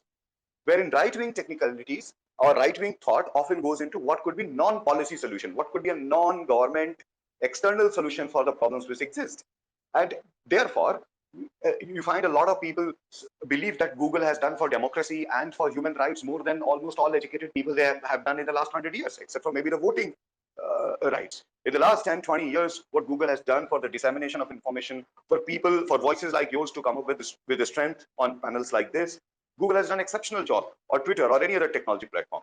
Next thing that I wanted to say, ma'am, is that you are right in saying in one point that BJP's whenever BJP supporters talk about ultimately it will come down to Hindu-Muslim, although that's a very coarse way of putting everything, but I would rather say cultural nationalism. The reason is there is hardly any difference in the economic policy.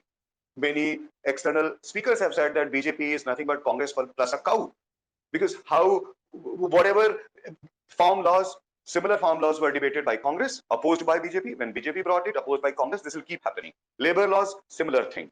Talk about taxation, almost similar thing. GST, similar thing. There may be a minute difference in the style of implementation or who brings what, but the policies, as far as economic policies are concerned, there's a very, very small amount of difference between the Congress broad economic policy and the BJP's broad economic policy. And therefore, the difference, whenever the real fighting ground, it comes to the, where the votings are decided, it is not the economic policies, or these are not the economic policies, but the cultural nationalism. And on that, just 2-3 points, and then I'll end because I know the much better speaker here. Yeah, just before you move on, there is no disagreement on this. That's what I exactly said. That when you give facts, the facts will automatically tell you that all of these other propaganda is untrue. That कि 70 साल में कुछ नहीं हुआ, या मोदी जी ने पहली बार gas बनवा दिया, टॉयलेट बनवा दिया. All of these are untrue. The only true the only truth is that the BJP has done the Hindutva agenda better than the Congress, better, or the Congress never did it, whatever.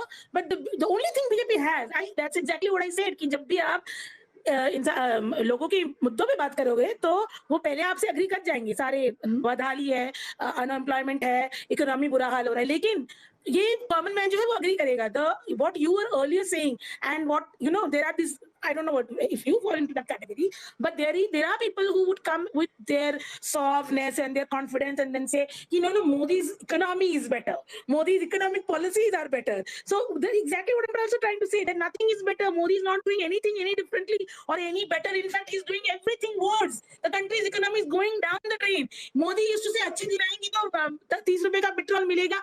All of that just went down the drain. The only thing that we've got is Hindutva. And I am of the opinion that good human beings should not be making Hindutva an agenda for politics. That's all. Fair enough, man. And all I was saying that the primary difference, the reason why some people like us support Modi in government in economic or what you call the last mile benefit is the strength of the implementation. It is also true that had Congress been in power and had they also used the jam trinity with the same efficiency that BJP is using, because it is having more technology tools than the other governments are having. So probably the implementation would have been same, but that's how the policy moved. The second thing is that any government that would have come after independence, not as erudite as Nehru, or as erudite as Nehru, or maybe as administratively efficient as Patel, or anyone else, would have done certain things. And therefore, to excessively attribute everything that has happened in the first 60, 70 years in the country because Congress was in power is also a very extreme opinion. Some of the politicians whom I would have never voted, such as Communist Party, I'm very sure even if they would have come, they would have installed many, they would have sort of started many institutions, they would have started colleges, dams and whatnot. Any government that would have come, that would have done things. The only worry is, in spite of all the activities done, we still have... 1 minute, just a minute. Hold that thought. Any government that would have come would have done the exact same thing. एक तरफ आपका ये तर्क है, दूसरी तरफ आप ही लोगों का ये भी तर्क है कि कोई भी और सरकार आती तो इससे अच्छा करती. कांग्रेस ने कुछ नहीं करा. ये है कि नहीं तर्क? आप लोगों ने दिया नहीं है ये जगह जगह. अभी इस फोरम में आपसे ये बोला नहीं जाएगा. आप ये इस फोरम में नहीं बोलोगे क्योंकि आपको ये बोलने में एम्बैरेसिंग होगा. But will you accept the truth that repeatedly the BJP supporters say कि कांग्रेस ने कुछ नहीं किया? अगर कांग्रेस की जगह कोई और आता, जैसे कि सरदार पटेल, तो मतलब देश तो सोने का बन जाता, हम तो अमेरिका से भी आगे निकल जाते. इस तरह की stupid speculation is not what we need. This speculation is the problem. Neither do we need to speculate कि अगर कोई और आता तो क्या होता, इससे खराब होता या इससे बेहतर होता. What we can see is the objective reality that 15 years Nehru ruled, 15 साल में देश का ढांचा बना. Canvas, there is not a new brush. You said toilet. It's not that toilet was invented. The idea of creating giving toilet to people was not invented by Modi. He increased it a few more. Electricity, roads, toilets, space research, nuclear research, pura development ki man. No such field of development is known to humankind which was not already happening in India before 2014. There is not a single thing known to humankind, whether scientific, agriculture, space research, nuclear research, in no other area. There is no area on which India has not already made its mark before the 2014 BJP Modi came to power. So to say, now who is doing the caricature? Who does the caricature? To say that nobody did nothing. To say that the person, the Nehru, who gave the entire architecture of this country from IIT to IIM, जिसका मतलब उस इंसान में क्या दिमाग था जिसने पूरा का पूरा ढांचा बनाया, और आज देश जो भी है वो उस ढांचे पे बना है. वही IIT, वही IIM, वही space research, ISRO. मतलब I don't even have to I don't even want to count. So it's caricature. It's laughable. It's caricature to say that nothing happened in 2014. But the people who come say Vande Bharat express में चाय पिया तो मोदी जी की जय, क्योंकि इससे पहले मैंने कभी ट्रेन में चाय नहीं पिया था. Those are the people who are doing the caricature, and those are the people who get the tag of Bhakt, and they are the people who get denigrated. So coming back to that story, बंदा बोलेगा नहीं मोदी जी कर तो रहे हैं, अब देखिए मोदी जी ने करा ना, इतना अच्छा करा, आर्टिकल 370 हटा दिया, ओके नंबर 1। फिर मैं बोलूंगी वो तो हिंदू मुस्लिम वाला इशू है ना, नहीं फिर वो ट्रिपल तलाक भी तो हटा दिया, हाँ वो भी हिंदू मुसलमान वाला इशू है। फिर वो अयोध्या राम टेम्पल बन गया, वो भी हिंदू मुसलमान। पहले वो आपके साथ इकोनॉमी पे अग्री करेंगे, उसके बाद आपको वो 3 से 4 इशू गिनवाएंगे जो सारे के सारे हिंदू मुस्लिम वाले इश्यूज होंगे, और वही 3 से 4 इश्यूज पे वो आप पे वो मोदी को वोट करेंगे। और अगर आपने उनको याद दिला दिया कि आपने जितनी चीजें गिनवाई वो सारी हिंदू मुस्लिम इश्यूज है, तो वो आखिर में थक हार कर बोलेंगे कि देखिए टॉयलेट बनवा दिया और बैंक अकाउंट खुलवा दिए और सिलेंडर, गैस के सिलेंडर रखवा दिए। ये नहीं उनको पता कि गैस के सिलेंडर खाली पड़े हैं, रिफिल करने के पैसे नहीं है, टॉयलेट में पानी का कनेक्शन नहीं है, और अकाउंट्स बैंक में पैसे नहीं है। इन्फ्लेशन इतना बढ़ गया है। So I will stop at that. You can counter me, but I think I have given you enough answers to all your questions. You are a very eloquent speaker, ma'am. And I see, since you have touched upon so many points, I think it will be a wastage of the time of so many other people to speak. So I'll just touch on few brief facts or points, and then others can carry it forward. First of all, on the broad economic policy, there is hardly any difference between BJP and Congress. Hardly any difference. When Congress was there, the rise of Tatas, Birlas, Dalmias was well listed. Second thing, there may be few difference in who is rising. The names may have changed. Earlier, someone else has risen. Now, someone else is rising. Second thing, as far as the left-wing, right-wing points are concerned, or who belongs to which, or which kind of person votes for which kind of entity, you mentioned something that all good human beings should not vote for such parties and should vote for the parties like Congress, I tell. There may be a merit or not, but we need to look back at the demographic profile of the people. Hang on. I did not say which party you should vote for. I said this is not the right thing to say that this country should be a Hindu country because the country belongs to Hindu. Now, what I'm trying to say is that if you do support your party, you should still question the party when they come up with this Hindu-Muslim agenda. Okay, so I'm sure this thing would be recorded. You'll have time to review it also. So I'll go ahead to something else. So if you look at the demographic profile of people who have voted for BJP, right? Just look at the educational profile, the caste profile, broadly speaking, the socio-economic profile. 40-45% of postgraduates in the country have voted for BJP. To say that they may not be coming from educated background is not factually correct. The reason is that people, both left-wing and right-wing parties, acknowledge the problems that they are facing, most common problems. They would face this, they would acknowledge it. However, typically the right-wing supporters have been so-called, and it is maybe a debatable issue, solution-centric. So I would rather want Reliance Jio to rise so that the mobile could be, and mobile telephony along with the data services could reach to the poorest hands at a very nominal and very low cost. Has that happened? To my eyes, it has happened. Statistics is there in front of everyone. On the left-hand side, what we see is that they also talk about the same issues, but they want to talk about what are the problems. Wherein right-wing technicalities or right-wing thought often goes into what could be non-policy solution, what could be a non-government external solution for the problems which exist. And therefore, you find a lot of people believe that Google has done for democracy and for human rights more than almost all educated people they have done in the last 100 years, except for maybe the voting rights. In the last 10, 20 years, what Google has done for the dissemination of information, for people, for voices like yours to come up with the strength on panels like this, Google has done an exceptional job, or Twitter, or any other technology platform. Next thing that I wanted to say, ma'am, is that you are right in saying in one point that BJP's whenever BJP supporters talk about ultimately it will come down to Hindu-Muslim, although that's a very coarse way of putting everything, but I would rather say cultural nationalism. The reason is there is hardly any difference in the economic policy. Many external speakers have said that BJP is nothing but Congress plus a cow, because whatever farm laws, similar farm laws were debated by Congress, opposed by BJP. When BJP brought it, opposed by Congress, this will keep happening. Labor laws, similar thing.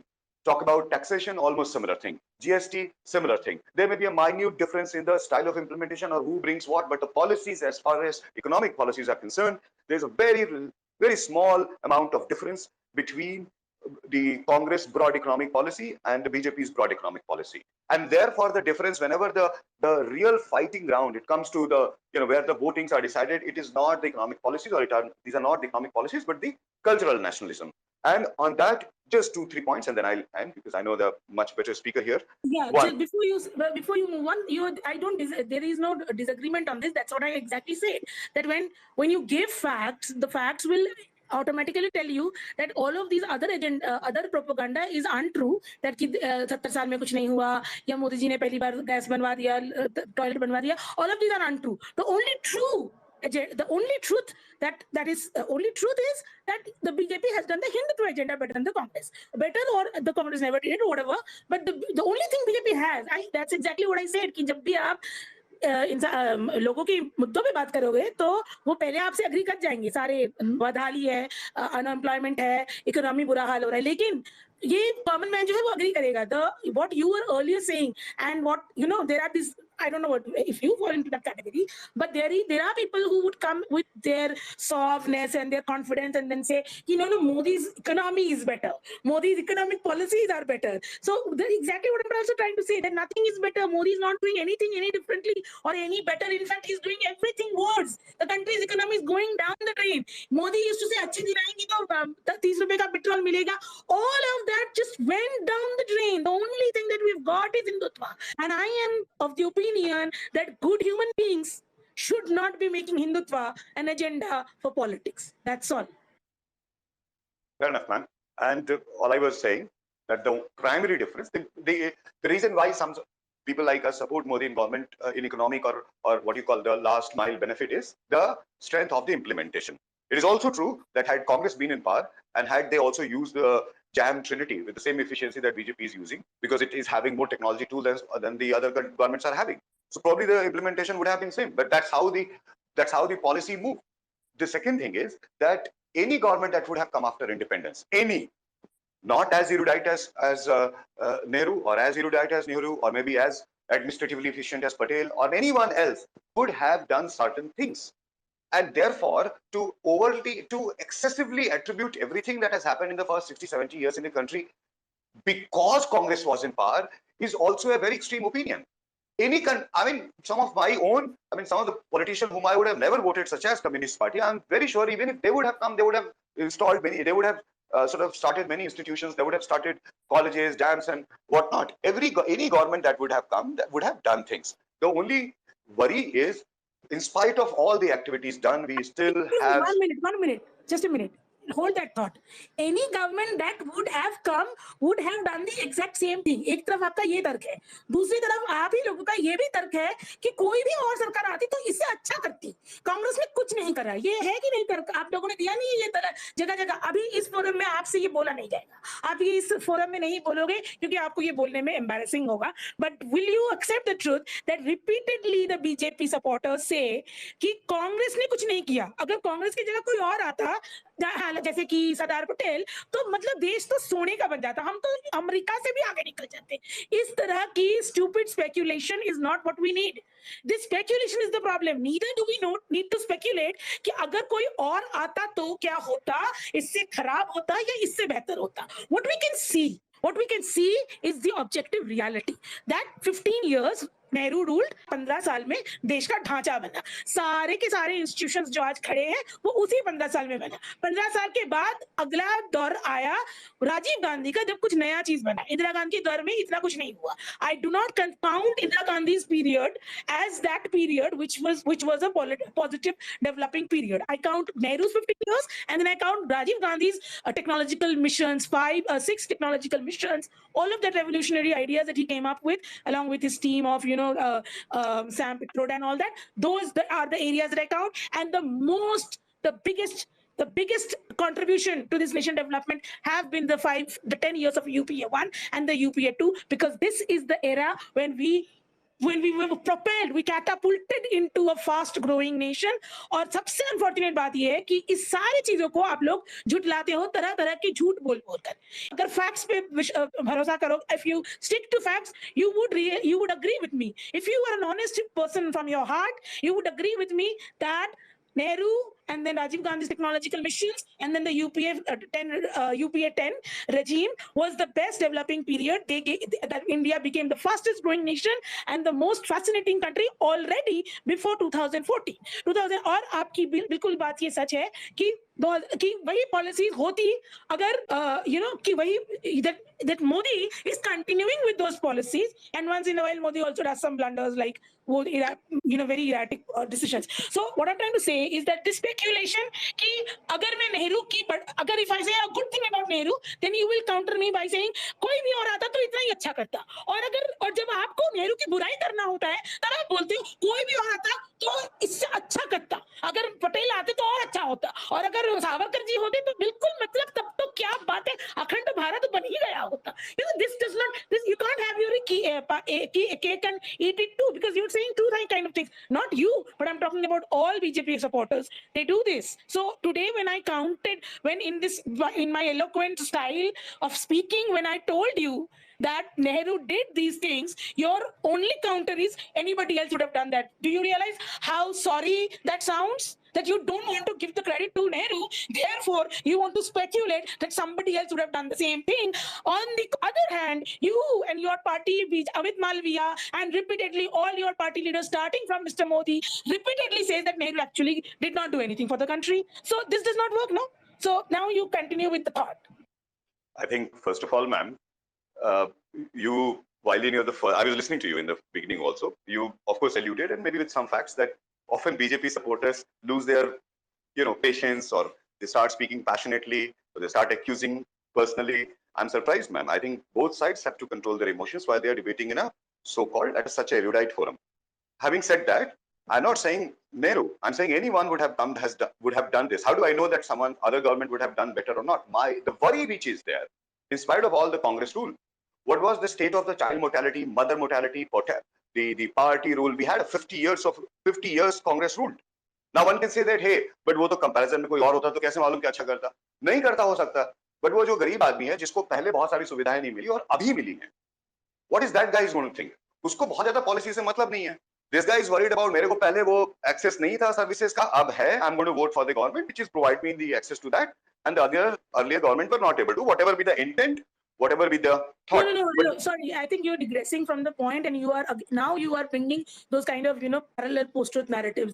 There is no such voter who is voting thinking मुझे पहले कुछ नहीं मिला और मुझे पहली बार ये मिला है. ऐसा कुछ नहीं है. There are plenty of people who are voting for BJP, like you said. Yet you are actually giving me multiple conflicting arguments. You just said that there are postgraduates who are intellectual people, who are educated people who are voting. My argument is they are voting for Hindu Muslim. So the point that we were discussing is that there is no difference. Modi has not done anything better than what the previous governments have done, and I will agree with you that the nation building is a continuity. It's not like one person does anything. Every single lamha जोड़कर हमने nation बनाया है. Every single those 24, 360, 24/7, 365 of the last 67 years before Modi has a contribution towards building the nation, whatever the nation was, and the nation was Absolutely great. correct. In 2014, the nation was already great, and Modi has actually not made the nation greater. He has worsened the situation. But my argument was, and on which you agreed, is that the only thing Modi has done differently is Hindutva. And I go back to my original point, is that the liberals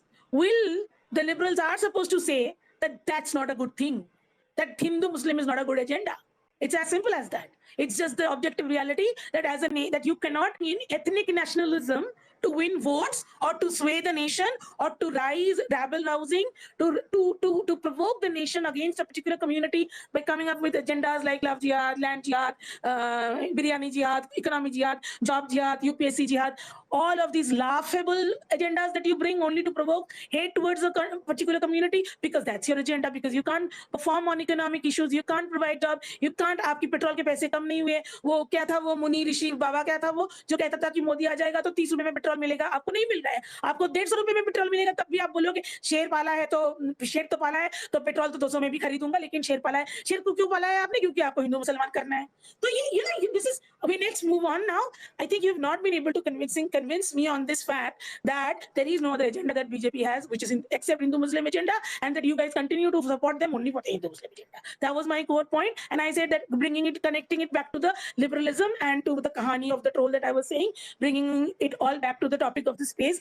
troll की कहानी यही होती है कि उनको कुछ भी तर्क दो, कुछ भी फैक्ट्स दो, कुछ भी करो, वो घुमा फिरा के यही साबित करते हैं कि या तो वो फैक्ट्स दे नहीं पाते हैं, और आप जैसे कुछ लोग जो बहुत एलोक्वेंटली बात करते हो और बहुत रेस्पेक्टफुली बात करते हो, लेकिन आप फिर अंत में खुद ही साबित हो जाते हो कि आपका एजेंडा बस हिंदुत्व है, और मेरा ये कहना है कि आपका एजेंडा ह्यूमैनिटी के खिलाफ है.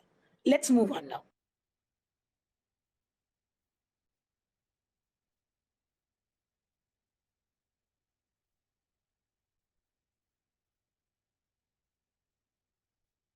Okay, I think there's lots of requests from a lot of people, uh, but I think it'll just be repeating. Let's now move it quickly. I guess we have discussed a lot of things that we have, and then we moved on from this topic. I'll give the mic, but don't take too much time, and let's move rapidly, quickly. And once again, one simple rule that I wanted to follow was that I will give the mic to someone with a slightly understandable and recognizable identity and not a completely anonymous troll account. So Girjesh is somebody that I'm seeing. I will give the mic to you. Yes, आप अपना views रखें please in span.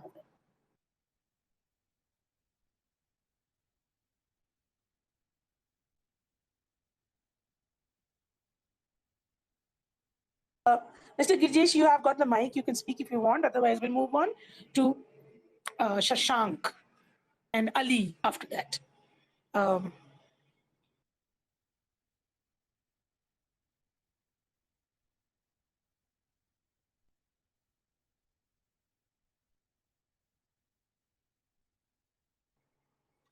yeah, please speak. भाई कौन बोल रहा है? Okay, I think Hello, I hello, am. hello, hello. Okay. Yeah, sorry, sir.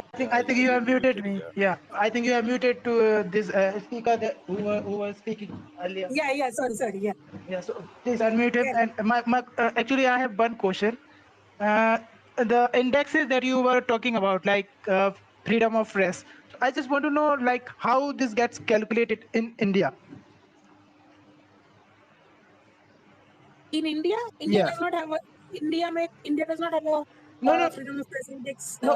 agency. I just want to know how does this gets calculated, because I think we all have freedom of, like what we are speaking right now. We all have freedom to speak. I The just agency which yeah. the Please agency tell me. which creates this index, they have a very complex, very elaborate process of creating.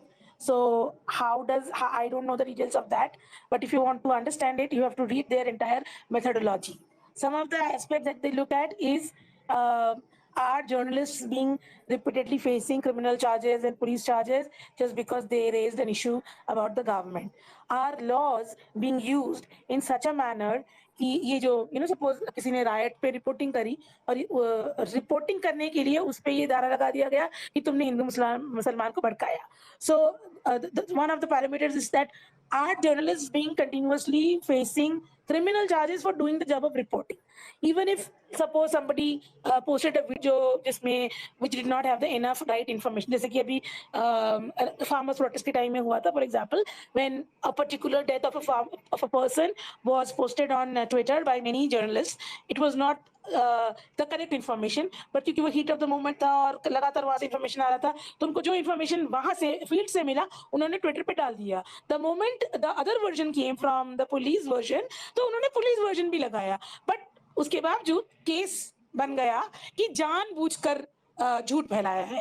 तो कई बार होता है कि जानबूझकर झूठ नहीं फैलाते हैं जर्नलिस्ट, उनसे गलती हो जाती है, वो गलती से कुछ बोल देते हैं या कोई फैक्ट्स फैला देते हैं. अब जैसे इसी का ऑपोजिट साइड में देख, पॉलिटिकल साइड, इसका ऑपोजिट पॉलिटिकल स्पेक्ट्रम में क्या हुआ? अमन चोपड़ा ने सीधा सीधा जाकर बोल दिया कि राजस्थान सरकार ने ऐसा कर दिया, मंदिर तोड़ दिया, जबकि वो जरा सा झूठ था. अब सवाल ये उठता है कि क्या अमन चोपड़ा ने अपने प्रोग्राम को रन करने से पहले कांग्रेस राजस्थान सरकार के किसी ऑफिस में फोन करा कि मैं ये प्रोग्राम करने वाला हूं, मुझे आपका साइड ऑफ द स्टोरी चाहिए, मुझे इस साइड की स्टोरी मिल गई है कि ये बदले की भावना से मंदिर तोड़ी गई है, पर मैं आपसे भी पूछना चाहता हूं आपको क्या कहना है. ये तो basic rule of the story की दोनों साइड से आप bytes low, sound bytes from both sides. आज की मीडिया करती नहीं है. तो when you see that when the foreign agency which creates these press indexes, when they see that the media on television channel after television channel do not do the job of reporting from both sides, they constantly attack a particular side of the political spectrum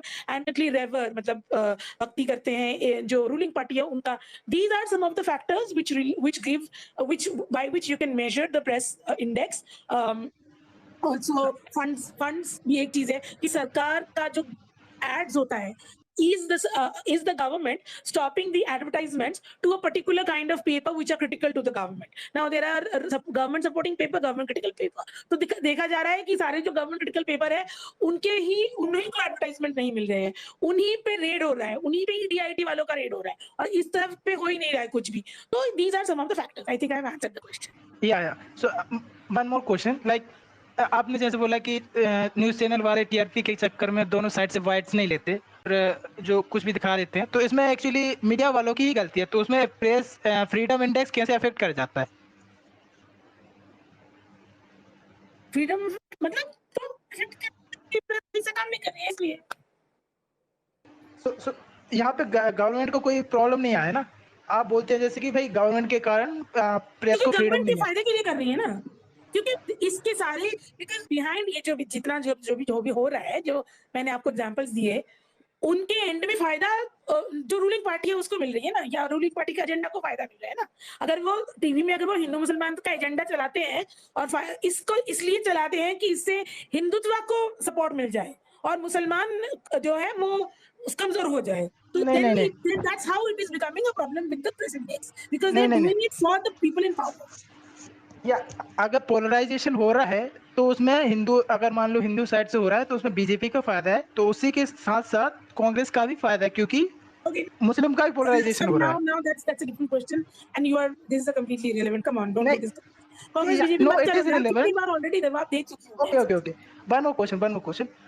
This one for like freedom index, and कुछ questions ऐसे होते हैं जैसे कि बहुत सारे index होते हैं जो विदेशी लोग जो कैलकुलेट करते हैं, उसमें बहुत सारे क्वेश्चंस उठते हैं, ट्विटर पे भी उठते हैं और इंडिया के लोग उससे एग्री नहीं करते, बोलते हैं कि भाई ये सच्चाई नहीं है. इस पे आपका क्या टेक है? इस पे मैंने 3-4 आर्टिकल्स लिखे हुए, अपने मेरे ब्लॉग पे जाकर पढ़िएगा, पोस्ट ट्रुथ के टैग से सारे आर्टिकल्स हैं. मेरा बस यही कहना है कि जब भी प्रेस इंडेक्स आता है तो आपका ये दायित्व होता है, अगर आपको उसको काउंटर करना है तो आप जाकर वो प्रेस इंडेक्स का पहला चैप्टर खोलिए, उसमें मेथोडोलॉजी होता है.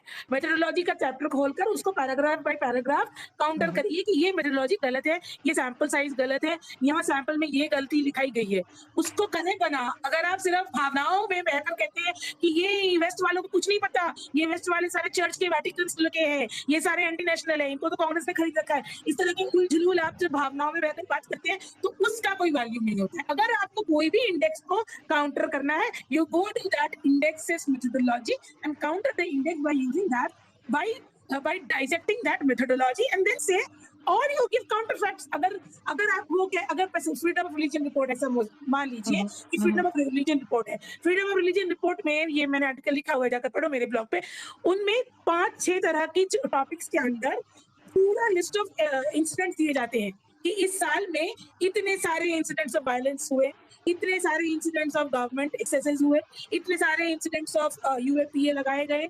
तो ये जो सारे इंसिडेंट, इनको बोल दो ना झूठे, आप साबित कर दो ना कि ये इंसिडेंट झूठे हैं, कि नहीं ये 50 नहीं हुए थे वायलेंस, बोल दो. अगर आपके पास फैक्ट्स है तो आप फैक्ट्स को रख दो. अगर आपको मेथोडोलॉजी को तोड़ना है, आप मेथोडोलॉजी को तोड़ दो, पर आप ये भावनाओं में बैठकर नहीं बोल सकते कि ये ईस्ट वाले हैं, ये वेटिकन वाले हैं, इनको पाकिस्तान ने खरीद लिया है, इनको कांग्रेस ने खरीद लिया है, इनको चाइना ने खरीद लिया है. इस तरह की लाफेबल उलझुल बात करके आप उनको तोड़ नहीं सकते. Move on, Let's move on. So आपने इंसिडेंट्स ऑफ वायलेंस की बात की, जैसे कि हम उत्तर प्रदेश में देखते हैं कि वहाँ पे बहुत दंगे होते थे, लेकिन जैसे ही लेट्स सी योगी को हम बोलते हैं राइट विंग जैसे भी सरकार आई है, तो उन्होंने जिस तरीके से भी हैंडल किया है, ऐसा हो गया कि दंगे बहुत कम हो गए. इसके बावजूद भी नो सीएम उत्तर प्रदेश के सीएम ने खुद बोला ये. वो तो सीएम तो बोलेगा, पागल हो क्या यार. नहीं, आपने उसको काउंटर किया है, आपने उसको काउंटर किया. खराब है. एक काम कीजिए, सीएम ही जो सुनो सीएम बोलता है मेरे राज्य में दंगे कम हो गए, सीएम बोलता है मेरे खिलाफ जितने क्रिमिनल केस है हटा लो, सीएम बोलता है मैं राजा हूँ मुझे भक्ति करो. और आप यूपी में दंगे हुए क्या, बताइए आप, यूपी में दंगे हुए क्या, पहले जैसे हुए थे हुए क्या, दंगे नहीं हुए, बताइए. नहीं बताइए ना, तो बताइए कहाँ हुए दंगे. Okay, the mic is muted because this guy is now deflecting and bringing up irrelevant issues. He should be removed, let's move on. I think. I just wanted, Sanjukta, I just wanted to, I've pinned retweets in your space up there, and I would request Desi Sangi Bhakt. Because I was listening to your conversation, I think you should go to all the three tweets. There was one very important question which was always, asked by a lot of people, that what did Congress do in last 70 years? So as an individual, of course, I'm not in the Congress party, but definitely I support the ideology of Congress and Gandhi. So in my own capacity, I made these three videos. I'm into advertising. I'm a filmmaker. So I think you should go through this video, three tweets, and you'll have a fair idea what exactly Congress has done in last 59 years. I just wanted to convey that. Thank you so much, Sanjukta. Okay, thank you. Yeah, so Faraz has pinned those tweets. तो मुझे आज तक ये समझ में नहीं आया pin tweet कैसे करते हैं. मैं जब भी अपना ट्वीट स्पेस चलाती हूँ पिन ट्वीट्स कर नहीं पाती हूँ. I have got 8 requests which I'm not all of them are Jay Shankar and Ali. Okay, Ali was the sorry, Shashank was the next person, I think. I'm going to just see, guys, that what do you want to say? Okay, Shashank, I think I'm going to give the mic to someone who is from the other side of the politics because I've given the mic to a lot of right-wing people. Yeah. So Mr. Ali can speak, and who else? Dark Knight, and then Shashank. Shashank will get the mic, but after Ali. So, and then who else? Please be quick. Don't repeat anything that has already been repeated. I feel like giving the mic to everybody. I'm a very democratic person. I absolutely do not like it. I have been to feminist spaces जहाँ पे वो लोग बेचारे MRIs का मजाक उड़ा रहे थे, वो मुझे अच्छा नहीं लगा और मैंने बोल दिया तो feminist मुझ पे टूट पड़े कि तुमने क्यों वैसे बोल दिया. But I don't like it when you make fun of the participants or you don't give mic to them. So I want to give the mic to everybody, but I just want you all to be civil and I want you to not waste time by doing your same. The same एक right wing troll की जो कहानी है उस कहानी को यहाँ मत दोहराइए. चलिए. Right. I just want to tell you that I personally know this Dark Knight. So if he's requesting, you can give the mic to him. Dark Knight. Oh, okay. Who said this? Who was speaking? I just told. Faraz is speaking. Acha, okay. Yeah. So I'll give the mic to Dark Knight. Ali, Shashank, and then Dark Knight. Hello, am I audible? Yeah, Yes. you are audible. Yeah, thank you for giving me the mic. मेरे कुछ questions ऐसे थे. तो जैसे आपने जैसे title रखा है कि राइट विंग ट्रोल्स जो हम लोग बोलते हैं, तो मतलब एक सुब्रमण्यम स्वामी का एक मैंने इंटरव्यू देखा था. उन्होंने बोला था कि जो इलेक्शंस जो हमारे देश में होते हैं, मतलब मेजरली जो होते हैं वो मतलब डेवलपमेंट के मुद्दे पे नहीं जीते जाते हैं. मतलब जो रीजन का मुद्दा होता है, तो मतलब reason such a sensitive issue, तो उस पे ही मतलब लोग वोट्स देते हैं. जैसे कि हम लोग देख रहे हैं 10 सालों से जो हो रहा है, मतलब किस बेसिस पे वोट्स मिल रहे हैं. तो जैसा हम लोग को बोला जाता है कि राइट विंग ट्रोल्स है, तो ये ट्रोल्स तो मुझे नहीं लग रहा है, क्योंकि ये तो जो हमारी कॉमन जनता है जो बीजेपी को वोट देके वो आ रही है. तो मुझे ये नहीं समझ में आ रहा कि मतलब ये ट्रोल्स कैसे हो जाते हैं. जो हम बोलते हैं ना फ्रिंज एलिमेंट्स हैं, तो ये तो मतलब कॉमन लोग हैं जो वोट दे रहे हैं. और कॉमन लोगों ने ही बता दिया है कि मतलब उनको development, they don't want development, like जो इश्यूज हो रहे हैं रिलीजन बेसिस पे. तो मुझे वो एक कि मतलब हम लोग को फिर दिक्कत क्या हो जाती है कि जब है रिलीजन उनका डेवलपमेंट किसी को चाहिए ही नहीं, तो फिर हम लोग किस बात पे मतलब ये कर रहे हैं कि मतलब अगर किसी को रिलीजन पे अटैक हो रहा है, कोई लग रहा है कोई खतरे में है, तो वही उसी चल रहा है. तो फिर हम लोग को दिक्कत क्या हो जाती है. अगर मैं संजुक्ता मैम की अगर कोई बात कर रही थी लिबरल वैल्यूज की, तो लिबरल वैल्यूज तो कोई फॉलो करता नहीं है इंडिया में. इंडिया में people are very sensitive about their religion, and if there is a government is favoring one religion, then like obviously government will favor one religion, because government में जो है वो एक religion को promote करते हैं. मतलब आप देख लीजिए उनके ट्वीट्स जो होते हैं वो अपने जो हिंदू राष्ट्र का वो लोग अपना प्लान है उनका प्लान ऑफ एक्शन जैसा हम लोग देख रहे हैं. तो फिर हम लोग को दिक्कत क्या हो जाती है. मतलब डेवलपमेंट तो किसी को चाहिए नहीं ना. There is a very small minority people, I think, जो प्रिविलेज क्लास होते हैं उनको डेवलपमेंट चाहिए, क्योंकि जो है उनको ब्रेन वॉश किया जाता है और फिर वो ऐसे ही वोट्स देते हैं. तो अगर संयुक्ता मैम इस पे कुछ बोल सके तो I will be. I don't have anything to add actually. आपने बोला जो यू राइट, डेवलपमेंट किसी को चाहिए ही नहीं तो क्या कर सकते हैं हम. तो but maybe the point is कि मे बी शायद हमें ना कहीं बहुत सारा we don't also fully know कि लोग क्या सोचकर वोट दे रहे हैं. मुझे जैसे आधा तो मैंने पहले ही बोला कि कुछ लोग तो है जिनको किसी और चीज से मतलब है ही नहीं, उनको सिर्फ हिंदुत्व एजेंडा पे वोट डालना है. blindly. They will not care कितना भी आप unemployment की बात कर लो, job की बात कर लो, economy की बात कर लो, fuel, inflation, nothing matters. They vote on the agenda of Hindutva. Uh, but then there are some people who just are, I guess they're not, they are also confused कि वो there is no alternative वाला भी agenda theory है कि उनको लगता है कि where is the alternative, तो वो किसी और पार्टी को वोट डाल नहीं सकते क्योंकि उनको पता नहीं है कि किसे डाले. तो how to change that narrative? It's the opposition Congress party and the other secular parties' responsibility to say that there is an alternative and that you don't simply vote for a party on this ground कि I don't have an alternative. Find the alternative. So anyway, these are the other things. एक So, और बात, yes sir. so ma'am, हाँ. like according to you, the solution is like vote for another party, right? Like Congress. Other than that, there is no solution, according to you. Yeah, I mean, at the end of the day, political solution is the solution, right? For everything, you have. या If क्योंकि you, ma'am मतलब जो हालत हुई है तो उसके जिम्मेदार तो कांग्रेस ही है ना. कांग्रेस की नाकामी की वजह से ही मतलब लोगों ने फिर बीजेपी को वोट दिया है. तो कांग्रेस को ही फिर बैक पीछे फिर बाद में कांग्रेस पे चले जाएंगे तो फिर तो कोई फायदा नहीं हुआ ना. फिर तो तो नहीं, हाँ, अगर कोई आपको आशा ऐसा नहीं. लग, if that's what the people are thinking, that Congress से फायदा नहीं होगा, तो they will keep voting for BJP. What can anybody say to that? But then that would be a very stupid thinking, isn't it? Like you don't keep voting somebody who is you don't keep staying with. It's that kind of like the wife continues to be in हाँ, an abusive इसमें relationship. एक ये point है ma'am कि मतलब दो parties है, दोनों करप्शन कर रही है, लेकिन एक पार्टी मेरे रिलीजन को प्रमोट कर रही है तो मैं तो वही पार्टी को वोट करूंगा. मैं तो बीजेपी को ही वोट करूंगा क्योंकि वो मतलब एटलीस्ट मेरा रिलीजन को तो मतलब But ट्विस्ट then करती है ना. तो if that is, but that's a very flawed understanding of what the nation is, politics is. यही सब तो अभी तक बातें हो रही थी हाँ ना, नहीं ये मैम, किसने कहा आई एम आपको टॉकिंग अबाउट लाइक ये हाउ चीज अ नहीं? Normal common Indian will think. So he will put हाँ, हिज तो religion also matters common to him. Indians की हाँ, माइंडसेट को तो प्रोपेगेंडा से भर दिया गया है ना. या correct ma'am. Okay, so let's move on. I think you want to speak something. हाँ मैं just one more question ma'am कि आप ये कोर्ट्स को क्या देखते हैं? अगर कोर्ट से कोई जजमेंट आता है वो रिलीजन पे अटैक करता है, जैसे कि हिजाब का इशू था, उसमें हिजाब का जो रूलिंग था उसमें कोर्ट्स ने बताया था कि हमें क्या पहनना चाहिए क्या नहीं पहनना चाहिए. तो how do you see like that means like कल अगर कोर्ट भी बोलेगा मुझे रोजा नहीं रखना है, मुझे नमाज नहीं पढ़ना है, तो how does that like extend means how do you see that because court That ये इंटरजेक्ट कर रहा है we'll have to हमारे. decide on that when that happens. I think there's still a lot of democracy left in this country, and that there would be no such blatant violation of the constitution. कोई ऐसा नहीं बोलेगा कि रोजा नहीं रखना है. I don't think that dramatic thing is going to happen. No, ma'am, that like the judgment has already passed about hijab. So how do you see that? Like it's Well, already has like stopped. well, I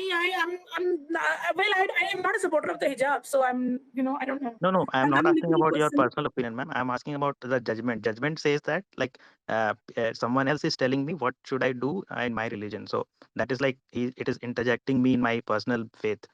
So like that is little, you know. Yeah, I know, but technically, as far as law is concerned, and the technicalities and the rationalities and the liberalism aspects of it it's uh, the judgment is not wrong in my opinion. So I can't say anything. I'm saying So that. so ma'am, So I'm like saying you are that saying the that judgments.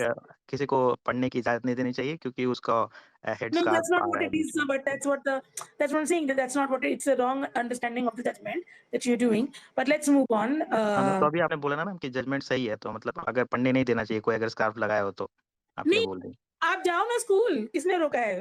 No ma'am, Why is it? Judgment is already out ma'am, that's why I am asking like. No, but your understanding of the judgment is wrong, na? The judgment does not say don't study.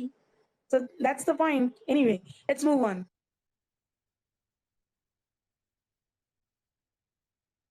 I think this, Mr. Desi, you have a raised hand. Yes, So ma'am. before, Am I allowed to speak a minute? Just yeah. But before that, I'll just addressing this other question. So I just want to say that I firmly believe that we still have a lot of democracy in the country, and that our constitutional values will always be protected, and none of that dramatic thing is going to happen. ऐसा नहीं होगा कि secularism खत्म हो जाएगा या technically.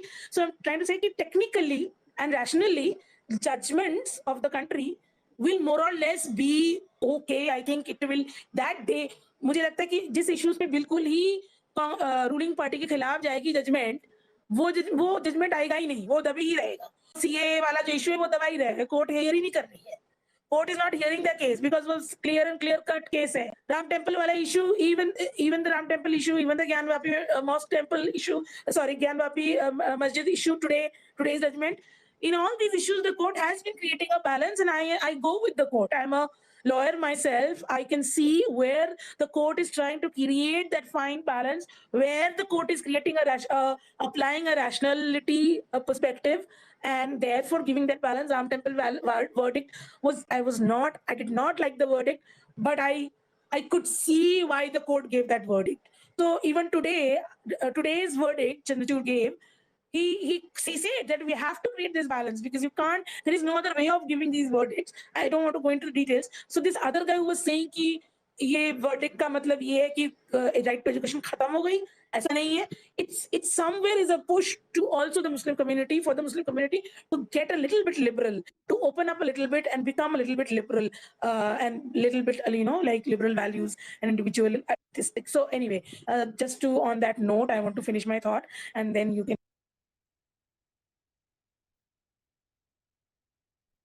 May I speak for a minute or so, ma'am? Yeah. Yeah, just very quickly on what probably Ali was saying, that the 2-3 points and on what you had said earlier. In the court, the submission by the hijab sort of donning girls was that hijab is central to practicing of Islam, and that is why the court verdict came out stronger than what it should have been. Probably if the proposition would have been more towards freedom to go in your dress in a school, then probably things would have been a little more magnanimous. One point. Second, that the peak of Hindutva movement was the Babri demolition. Right, wrong. Supreme Court has already called it wrong, so we have to all accept that it was very wrong act to demolish it. Building of the temple, a lot of Hindus, including me, are happy about it. That these are two different things. But even at the peak of Hindutva movement, that is 1992, look at the vote percentage that BJP within UP has gotten. It's like 20-25%. Where are those 15% odd extra votes are coming? Those are coming from the marginalized sections who feel empowered because of the efficiency of the policies reaching to them. And on that note, BJP has somewhere trampled Congress in the implementation of the policy. And my sincere request is that if Congress or Congress allied or non-BJP intellectuals would not patiently listen to what the other side's grounded people are saying, like people like, I may not be even a person on the ground, but maybe some other people, where are you going to get votes from? तो वो जो क्रोध अचानक आ जाता है या emotion आ जाता है, अरे तुम जो बोल रहे हो वो गलती बोल रहे हो, तुम भक्ति हो गए, तुम झूठी बोल रहे हो, तुम तो अनभक्त हो. It doesn't work like that, man. A lot of things that are being said are said from people's own experiences on the ground. और उनको हो सकता है कांग्रेस बेटर पॉलिसीज देगी, बेटर implementation of policy देगी, probably the votes will shift to Congress. That's second point. Third point is we rely too much on these indexes. Let me just very quickly give you some facts. In US, the population of Muslim is 1%. 8% of jail inmates are Muslim. In UK, 1% of 4% of the citizens in UK are Muslim. 16% of the jailed inmates are Muslim. In Belgium, it's again almost 6 times. In Germany, it's almost 5 times. In France, it's almost 5 times. Can In you India, please share? Can you please share yes, whatever you're saying? please, Please, Paras sir. please share Should that. I? You know. Yeah, Yeah, please should I DM send me. you? Please Yeah, DM me. You know. It's I'll always DM very you. easy to Right? say, you know, in a space that, you know, Not at all, whatever. Paras sir. Yeah, You yeah. must be on Please do internet, that. right? I'm sure you must be having a You laptop in just front of send you. me all. Yeah. You send me. I don't have a laptop at 12 o'clock in the night, of course. You know, you Just, should send me. Yeah. just sort of find out the number of jailed inmates, religious profile of jailed inmates in the UK, and you will find what is the percentage. And I don't know if I could So, send do it. you have anything else besides Hindu Muslim? Not at Anything all. else? I'm not I told focusing you. on that. I told you to see the tweets. Have you seen the tweets that I've pinned up there? Do you have any take on that? Can you talk about that? I can, but I am Yeah. listening to what you Anyways, are anyways, expressing. yeah. I can come Go back ahead. to that. I can come back to that. Yeah, So go I ahead. have not been able to. I really, I would appreciate if you don't talk about Hindu Muslim again. You know, because I told Sanjukta that I just wanted to see how troll happens in a space, and I think I've got a good experience of that. Thank you. I feel discarded, but anyway, what my point is that the kind of population diversity as Sanjukta ma'am was already pointing out, given the way that we have balanced so far, in spite of all the acquisition of the government, we are doing way ahead in terms of protecting human rights. It's just that in the age of digital media, even a small act by a lunatic such as Yati Narasimharan gets flashed as if it is the government's viewpoint. That's the second thing. Last thing, which probably it will give you some sense of satisfaction. Yes, no. Listen, hang on. Ma'am, Like just you 30 say, seconds and I'll not speak after that, ma'am. Just 30 seconds. 30 seconds. One point. Yes, it is true that one of the reasons why common people from Hindu side support BJP is Kashi, Mathura, and Ayodhya. And Congress has terribly failed in understanding the criticality or importance of these. You forgot one thing. The Qutub Minar also. Taj Mahal is a fringe, sir. Where do you find a support going on for that? Come on. ये जो fridge था वो आप main stream हो गया है 10 साल बाद ताजमहल मेन स्ट्रीम बन जाएगा डोंट डू दिस काशी में Again, कॉन्फ्लिक्ट का Kashi, इतिहास Mathura. 200 साल का है. is now mainstream today. You know, this Taj Mahal was first time brought by this guy who is an Mr. RSS Oak. guy in an NDTV program, and everybody laughed at this Nigam. Some Nigam something. Sanjukta ma'am, there is a book written by writer O, and that's a 40-50 years old book. Please read that. No, I'm talking about mainstreaming. So on NDTV, big ma'am, fight on NDTV, Professor. Let me speak. Desh Rattan Nigam said that the Taj Mahal was a temple, Tejo Mahalaya, and everybody laughed. Now today is not anybody's laughing. Now it is in court, so it's mainstream. So what you call fringe is not fringe. But anyway, listen. This is exactly what Bharat said. I'm This not is saying right, wrong, What's Sanjukta ma'am. happening I'm not. here is that you are digressing from the agenda. You are bringing all kinds of irrelevant issues. You are continuously bringing one topic, Kuma Firake, and you are wasting the time of the group. This is exactly what is called trolling. Now, I just spoke you one talk line. about- You accused us Okay, to be now 30 bigot. seconds I more, spoke 30 one seconds more. line, and you 30 accused us seconds to be more. bigot. Yes, so I was just saying, ma'am, you may disagree with this viewpoint, but you may then have to go to the ground to convince the people this is not important for you because it is central to people. And one may disagree with it. Last thing, a number of human rights activists forget that they're sharing dice with those who are putting Stalin's backdrop, who has murdered 100 million by various surveys and maybe 10 million at the least count. I wonder how they come up as become the harbinger of human rights activities in India, including the legendary Kavita Krishnan, with some of you may have shared the dice with him. And they are very they feel really happy not knowing that 10,000 innocents have been murdered in India by Maoist activities. And and the same people then they go on to speak as human rights activists, including the Gautam Naulakha, who openly said that I support the gun wearing terrorists, and yet he is called human rights activist in India. That's all. Don't give Ma'am, information I can that give you cannot verify.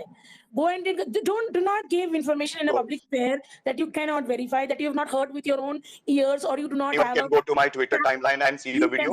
No, don't give me WhatsApp, Twitter. WhatsApp, ma'am, it's a recorded video. And distorted videos. It's a recorded video.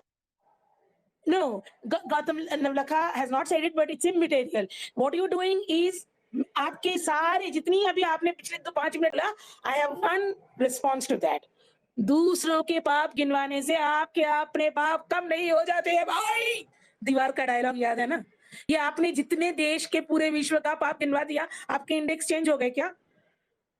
Don't do whataboutery. You are not changing the facts of your situation, the reality of your country, by pointing fingers at other countries. There is human rights violation in the country, there is human rights violation in the country. If you are pointing finger at Kavita Krishnan, the RSS was inspired by Hitler. So don't do this whataboutery. This is trolling. This is not facts. This is not rationality. This is not objective. This is not healthy debate. This is trolling. You're doing whataboutery, digression, and you're again and again bringing one thing, which is Hindutva, which is Hindu-Muslim agenda. और मैंने ये बहुत देर पहले बोल दिया है कि आप लोगों के पास बाकी सारे तक खत्म हो जाएंगे एक पॉइंट पे आके. आप अगर मुझे इंडेक्स की बात बोलोगे, मैं आपके साथ पूरी रात बैठकर इंडेक्स काउंटर कर दूंगी, सारे के सारे साबित कर दूंगी आपके सारे इंडेक्स जो भी आपने बोला, and then you will again go back to say, okay, fine, index सब ठीक हो गया, but फिर भी Kashi Mathura Ayodhya. So you yourself are agreeing. What are you on about, Mr. Desi Sanghi? You, at one hand, yourself agreeing to everything that I'm saying. You're saying the economy is no better than the Congress that have done. You're saying any other nation would have done, any other government before Modi would have done the exact same thing that the Congress have done, and which was great. We were already a good nation by 2014. We were already a fastest growing nation. So you have already agreed to me that nothing that Modi has done is there except cultural nationalism, except Hindutva. And I have already told you that's the core agenda where I disagree, where I do not support, where I find it's horribly, horribly wrong. I believe bad people do that. I do not think they are good people who bring the Hindu-Muslim agenda in this politics, who think that this nation should belong to Hindus. हिंदुओं का देश होगा, हिंदुओं का राज होगा. I do not think it is right, and I don't think that Babri Masjid should have been demolished, and it was an illegal act. Supreme Court had said it, and Supreme Court would not have been able to give the verdict that it gave had it not been demolished. I am saying it today that no court will ever in India. It will not happen. I'm not that kind of a dramatic fear-mongering person. मैं आज भी confidence के साथ ये कह सकती हूँ कि कोई कोर्ट ऐसा नहीं कहेगा कि जाकर ज्ञानवापी मॉस्क को डेमोलिश करके वहां पे मंदिर बना दो. कोई नहीं करेगा, नहीं कहेगा. लेकिन क्योंकि पहले से वो डेमोलिश हो चुका था, इसीलिए वहां मंदिर बनना संभव हुआ. और जिन्होंने डेमोलिश करा उनको ना कोई सजा मिली, उनको ना जेल हुआ, ना कुछ हुआ, सबके सब छूट गए. और हालांकि कुछ को तो पार्टी टिकट मिल गया, और वो लैंड भी उसी को दे दिया गया जिन्होंने वो रॉन्ग डूइंग करा. सुप्रीम कोर्ट का खुद का कहना है कि रॉन्ग हुआ. तो ये मतलब you can't win this argument. My argument is that Hindutva is wrong, and you are saying I don't have anything else but Hindutva. So this is a futile argument. So let's just move on. Oh God, let's just move on. And yes, it's easy to get emotional and provoke, but look at my patience. You're saying you feel I called you a bigot. When did I even use that word? I never even used that word. So do you hear yourself what you're doing? Anyway, Dark Knight. Thank you, ma'am. Thank you, Faraz Bhai, for giving me the opportunity. I had one question, but if you allow me just 1 second, I would have directly jumped to the question. But listening to the point that Desi Sanghi had made, I couldn't help but just make one opinion, if it's okay. He was, among the other things that he was mentioning, basically he was saying that only the fringe elements are talking, and then basically people are using that as a sample to downgrade our human rights index. It's absolutely laughable what he's saying. The open complicity with which these people are making such wow, the amount of hatred that these people are spreading, the government not taking any action, and openly the party members openly siding with them, is kind of a testament to what party members, ministers. Let me make it more clear. Open complicity of minister level people, MPs, MLAs giving blatant speeches supporting these ideologies and these fringes. Exactly, and then he's saying that it's just the fringe. It's not the fringe. I don't know what world he's living in. So anyway, sorry, I just wanted to bring that point up. That's the nature of trolling. Do you realize that you felt like giving a response because the provocation was so bizarre. So we keep getting involved into these bizarre arguments about the same thing, and we waste our time and our energy. That's exactly what is called trolling. So yeah, but you please focus on your question. I had a different question. Sorry, I had a different question, but I got distracted because of distraction is what they want to do. So don't get distracted. Now, please give your question. Yeah, to my original question was about the economy. So I just wanted to get your thoughts on this. So I personally feel the way the country is heading towards its, if not an economic disaster immediately, but at least we are heading towards that path. Please correct my understanding. Okay, what is your opinion on that? And based on that, I recently saw the IMF reports, right? So and the right wing is basically selectively using this a couple of points that the IMF has released as like, oh, see, everything is going great. Like one of the things was the fastest growing economy, and the other thing was the IMF actually. I saw that report where they said the country would reach the 5 trillion milestone by 2028, 2029, but they recently corrected that to 2026, if I understand. I read the report, but I wanted to get your thoughts on what basis or like what gives them this confidence that we will achieve this given the absolute pathetic physical financial situation that we are in. Is it based on the past growth rates that we have achieved? Aren't they seeing what is going on currently? Like, or is it based on the confidence that they have on the labor market that we have? Thank you.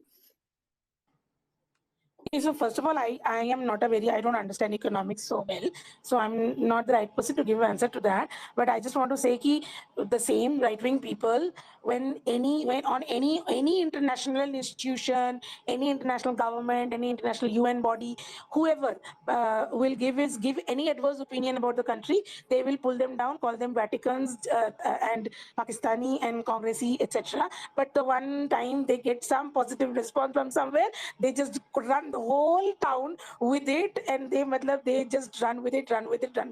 इतने proud हो जाते हैं. Otherwise they कहते हैं these are Westerners, they don't understand our culture. But the moment a Western will approve yoga, they're like, oh wow, more yoga. So it's a hypocrisy in selectively choosing one article and while at the same time saying their indexes are wrong, their human rights, their press index, everything. So there are about 50 indexes, global indexes that are regularly published. Out of that, I have personally tracked 18 indexes in the last 2 years, in which the government India has fell in 10 of those 18 indexes.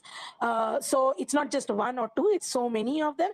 And Mr. Akar Patel has actually tracked, I think he's written a book on it, he's tracked all 50 of those indexes, and he says that on 40 to 45 of them, the India has fell. So, that's why the water bottle is not good. That's why it's not just not intelligent to say Belgium, United States, and Finland.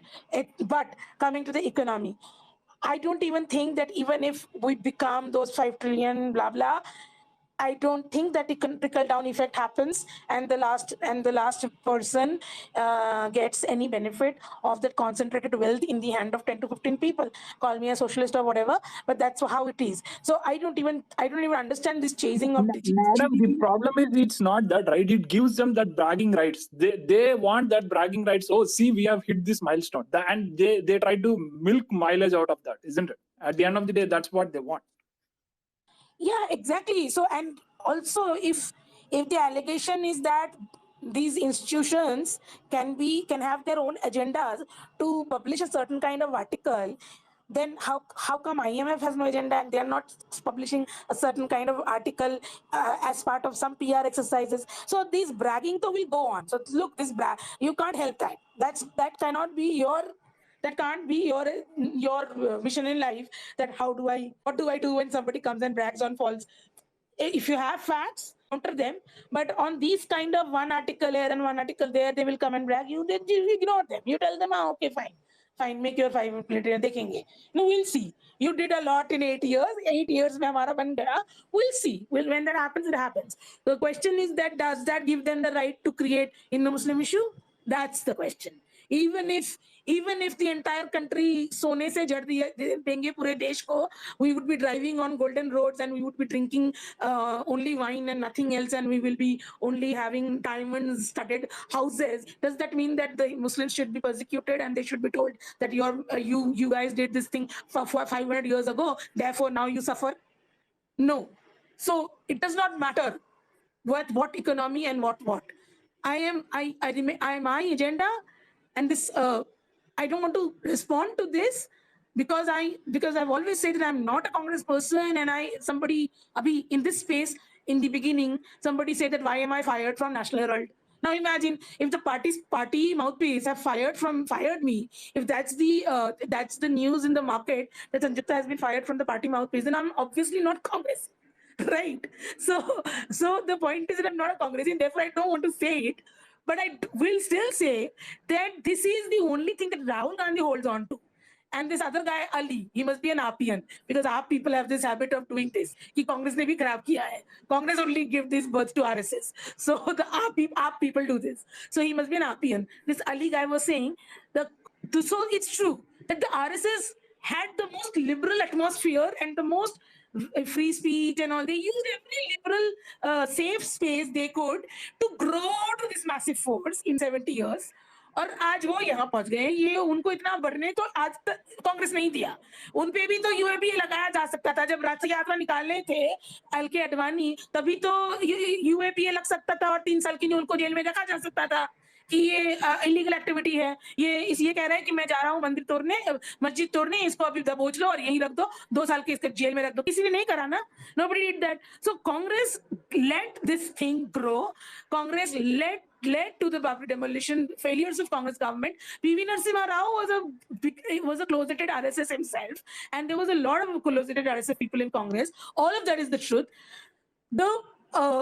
All of that brings me to this one single thing that I keep repeating, that it is only Rahul Gandhi who has the determination in his heart to create this alternative ideological war. As you have seen in this space between in the conversation between me and in this very passionate and eloquent speaker Desi Sanghi, that Modi does not have any other agenda to give to this country except Hindutva, and Rahul Gandhi does not want to fight on any other agenda except Bharat Jodo agenda, except idea that if there is truth on the other side, I have truth. If there is hate on the other side, I have love. If there is Hindutva on that side, I have secularism. I have progress, they have regress. I have liberalism, they have conservatism. So this is the only agenda on which Rahul Gandhi is now trying to fight. You guys are free to support, not support. Like I said, मुझे तो पैसे मिलते नहीं है, हम तो free में ही करते हैं जो भी बोलते हैं, मुझे तो नौकरी से भी निकाल दिया है, but my ideology remains this, that if Rahul Gandhi is the only person who is willing to fight the only agenda that they have done better, which is the Hindutva, then it is an ideological war, and we have to stick to the ideological war. Does not matter what the economy is going, where the economy is going. I don't care if the economy becomes 5 trillion, I will still oppose this ideology. So that's my answer.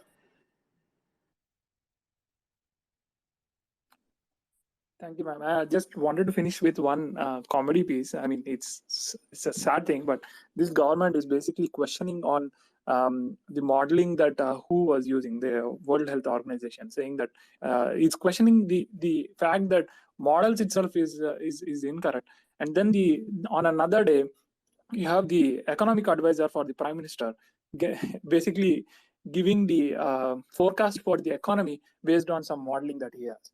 So I mean, like, on one hand, the government questions the ability of the modeling itself to forecast something going forward, and then you have the economists, or at least the advisors for the economists, basically forecasting based on modeling itself. So it's farcical. This is just one example. I could go on, but this is how the government is functioning.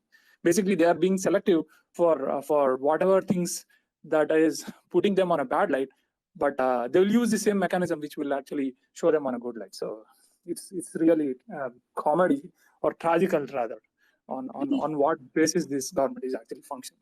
Yeah, Thank you. I was saying, if there are 50 indexes, out of that 45 they have fallen, and the one index they have actually grown is the ease of doing business index. They would not question that. That is the most authentic index. Okay, so the whole party, every member of the party, they went to the whole town saying, "Dekho, we have improved in the ease of doing business. Modi ji ki jai." Kuch dinon ke baad, after a few days, it turned out that the World Bank has actually discarded that index because the index was found to be corrupt. So the one index which was actually truly corrupt and had to be discarded was the index that they wanted to believe in, and they discarded, and they did not want to believe in the 40 other indexes. They are extremely selective. When World Bank will say something, UN will say something, they will say these we don't understand anything, and when then IMF will give a positive. So yeah, again, it's laughable, it's tragic, but this propaganda is working. People's mind are filled. We constantly say that, like this. Communication is important. You have to go on ground and communicate to people. Nothing is happening on ground anymore. Everything is happening on electronic media and digital media. These ideas, these propagandas are getting transmitted directly to people's head via technology. This is not happening so much on ground. On ground, the Hindutva agenda happens more, but these other propaganda happens more on the digital and electronic media, the TV. If the other ideology, if the opposition cannot take any space on the television media, they will not get any space, not even in 50 years. The TV is the way to occupy the space. But I'm so sorry. I know there's so much to talk about, and I have been talking a lot, and I still feel that there are still 4 more requests. I don't know what to do. Jai Shankar, Mr. Jai Shankar. Yeah, thanks, Sanjukta. I just wanted to say first, but I'm not a congressman, and you know, uh, as a citizen of India, I just want to thank Congress because after sometimes you realized, what they have achieved. See, my point of view is it should be a very high courage, a secured leader is required after the independence to get this kind of nation building. So this is a unique country in the world with huge 140 you know 1.4 billion people with huge amount of diversity. Nowhere in the world map you can find such a country to establish a constitution in many cases, even in the present day, with so much of education, so much of technology, so much of knowledge, could not able to pass even a constitution. This country has passed a constitution, a huge democratic country with this kind of diversity. Yes, we all may agree or disagree whether India has grown up to its potential. That we made, there may be some degree of disagreement among different party people, but still this country has faced so much of wars. No other countries in the world might have faced this one. And still, if you keep a map and then see the neighboring countries where they are standing, and they may there is no diversity in the countries they may have, but still this country has grown up to the level of this. So I really would like to thank for the Congress leadership. They should have required means they should be very much secured. The other point what I would like to say is, if you see, well, what happened in our country nowadays is, now if you have a diverse opinion, I mean it's a different opinion as that of ruling party, they have been termed as a anti-national, which was not the case before, right? We used to have friends with a difference of opinion in different parties, but nowadays even families are getting broken down. What has happened to this country, why this country is so feeling insecure, and why among friends we are fighting in this one. Then one more point, I would like to, the recent incident. So I am from Tamil Nadu. I just would like to take some of the incident, the recent incident, maybe a week before. Minister, you has said something which was, distorted as usual by the national media. Never national media before. Always Tamil Nadu was against Hindi imposition, not against Hindi or Indian from North. Always Tamil Nadu used to oppose the Hindi imposition, which I would also support because of that. In my opinion, English could able to sustain, means English could able to stay in India, which is now huge amount of advantage for Indian, and it has helped in India's growth in terms of software and IT information. Now that's different opinion. You can disagree or agree with that one. But what has happened the recent past? The minister has told the notion. He criticized the notion that if you learn Hindi, you will get a job. This is what BJP people in Tamil Nadu is keep on saying that one. So he said that how can they get a job if they can get a job by knowing Hindi means they would have worked in UP or something. But here they are doing Pani Puri. It was, even though I disagree with that one, the opinion we should not have called Pani Puri and all. That's not. It's the dignity of the job. But what happened? Media is distorting that Hindi is more. So this kind of polarization, so I would like to say to all BJP or anybody person, please do not support this kind of polarization. You know what? Polarizing to get the majority of vote, majority is what is called majoritarianism, is a laziest job. Those people who try to polarize majoritarianism and try to get vote will be the laziest people. They will not do proper governance. That is what, because they would get, anyway they would get easily vote, right? If you are supporting a minority knowing very well they cannot bring you to power, requires a lot of conviction and a lot of reasoning to be done, then only you will support it. Maybe there may be a reason. But if you are supposed to say, now what happened in this case, what I'm trying to say is, what happened in this case, they said they are pitching whole of South India against North India. I don't know why national media is doing that. It was earlier also in the past. I have seen so many debates of Hindi and against Tamil. You could have seen in many of the NDTV or many of the national media, but never people have told that South India against North Indians. That was not the case. They used to debate whether to have a national language. People used to say we have 22 national language. We need to give importance to all the those kind of debate only. Means it used to be a reasonable debates. But now what they are trying to pitch, there were two, three, almost, maybe I don't know. Someone asked what is the freedom of index. This is what has been told, I think, to the media. This is the job has been given to the media, I think, to pitch against each one, with a different of opinion. That should not happen. Is my one of my case. Then the other thing I just want to know, nation building is not a very, very difficult job. People used to criticize for Jawaharlal Nehru not accepting the security, UN security position and all. Maybe I would, in my opinion, that might have been a right decision by a leader, knowing the strength of the country, what is to be done, what's supposed to be done, instead of falling in between two supreme powers. For example, you just take recent example, when there is a crisis came in with respect to the food security, without even knowing, we will become another and we will supply to the whole world, and within a month people are reversing this situation. Just imagine if by this is what will happen if overestimate yourself. You will get trapped into this one. If by earlier in the past history, even our leaders would have got into this kind of false pride, false ego, if they would have got trouble, we would have suffered a lot. We could have suffered a lot. Means it's all opinion based. It could have happened. This is a, so what I would say, the past history we should, it has got a time reference. So when we are dissecting, when we are analyzing with the view of prism of the present, we should have that kind of maturity. What could have happened? Once again, I am telling you, in the past 70 years, there can be a debate that India should have grown up, much more better than India could have performed much more better, or there can be some disagreement on that one. But nobody is agree India has fallen down. Now let's see after 25 years whether if we are all alive, whether we will be able to discuss the same thing. Maybe India could have done something, I don't know, maybe. Yeah, yeah. I got your point. Thank you, Mr. Shankar. Thank you for speaking. I do not know about this what the minister said and how media. I don't watch TV, so how did the media distort that? But that what they keep doing this anyway. That's the job they do. I have a personal experience of how the media Times Now channel attacked me and then ran a program against me and few others for 2 hours, and then I sued them and I won my case also. So that's what they do. I have a first-hand experience of how they distort things.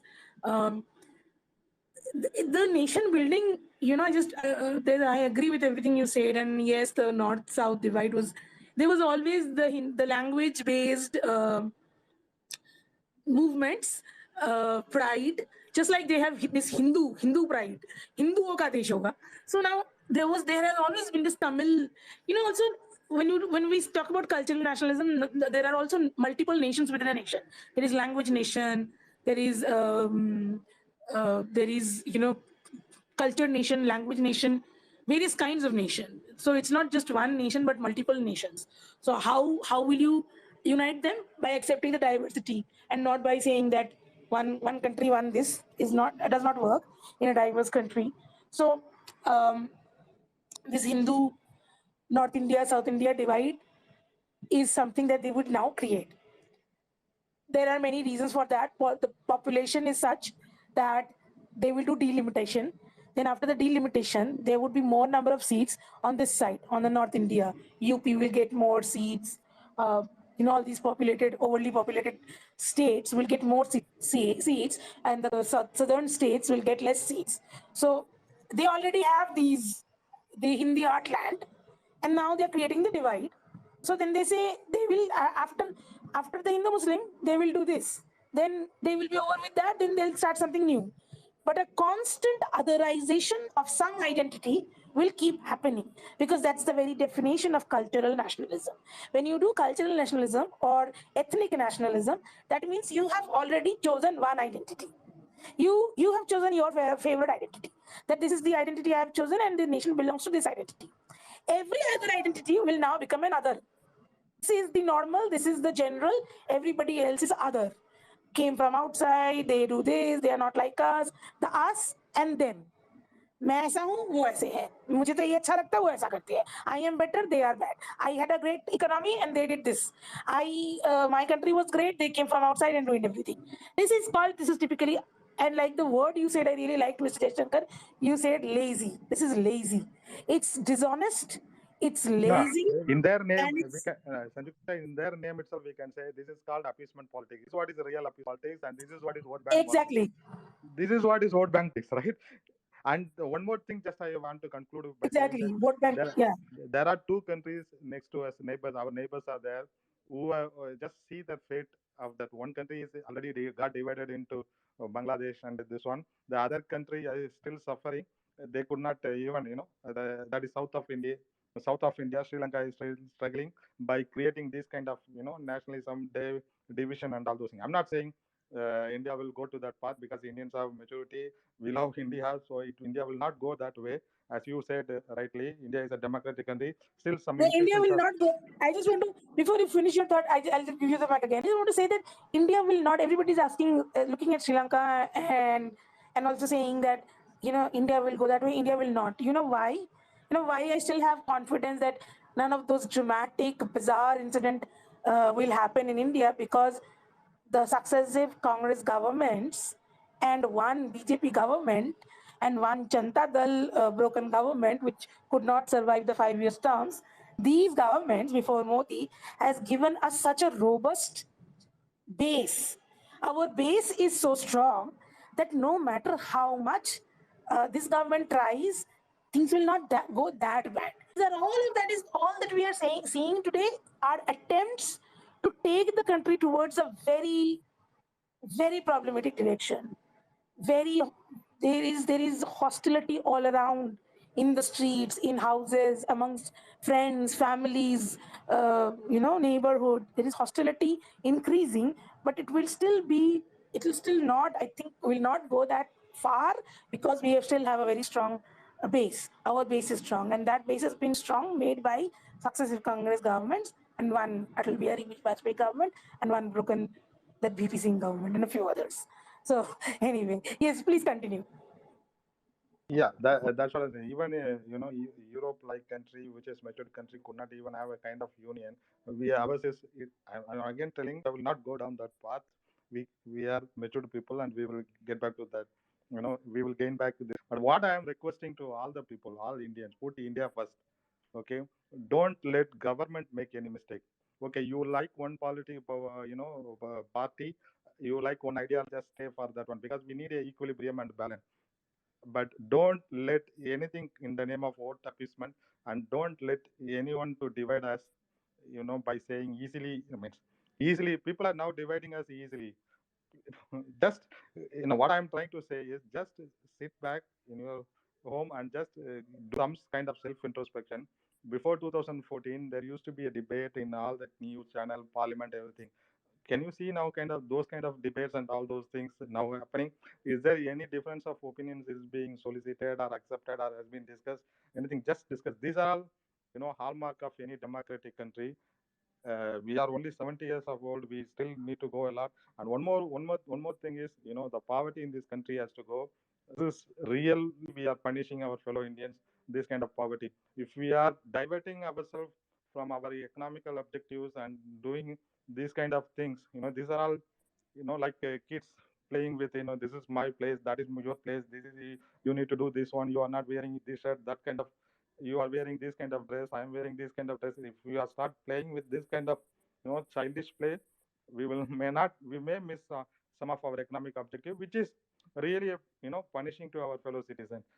As a educated, as a people who use social media and all, just let's apply ourselves, put India first. Let's get united. Politics and party is one thing, but let government do its job. Please don't let government slip away from its objective easily.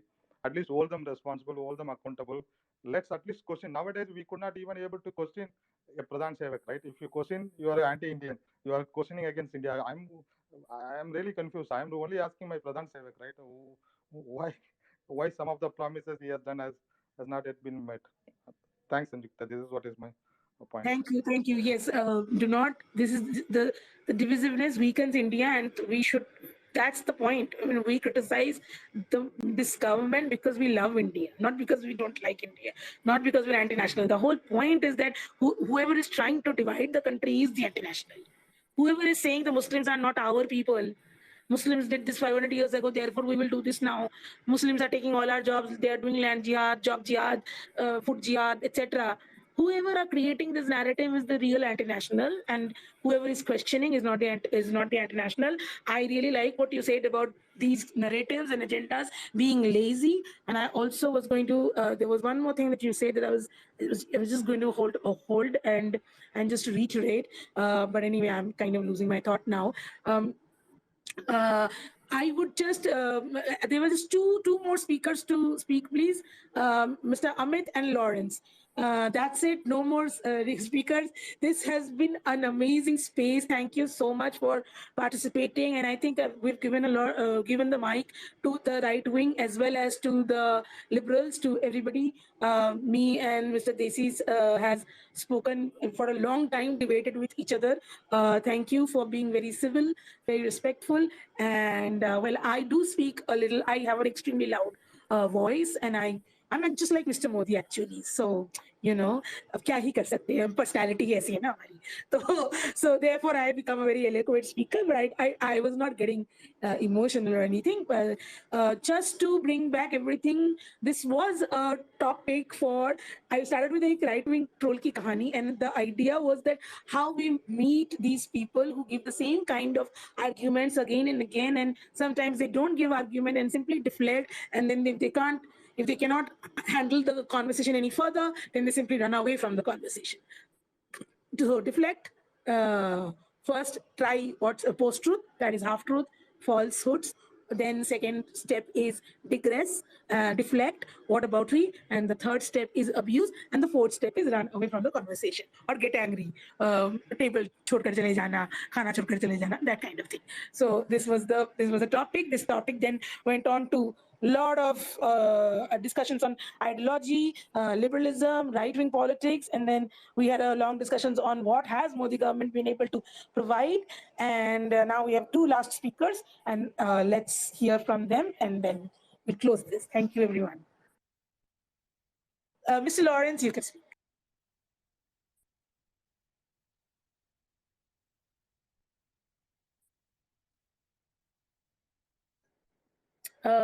Mr. Lawrence. And also part of the recap was that we also discussed the job of the media. Media's job also, Faraz brought that up, and we discussed that. Lawrence, I think, has got disconnected, so Mr. Amit can speak. Oh, Amit also got disconnected, is it? Yes, Mr. Amit, you can speak.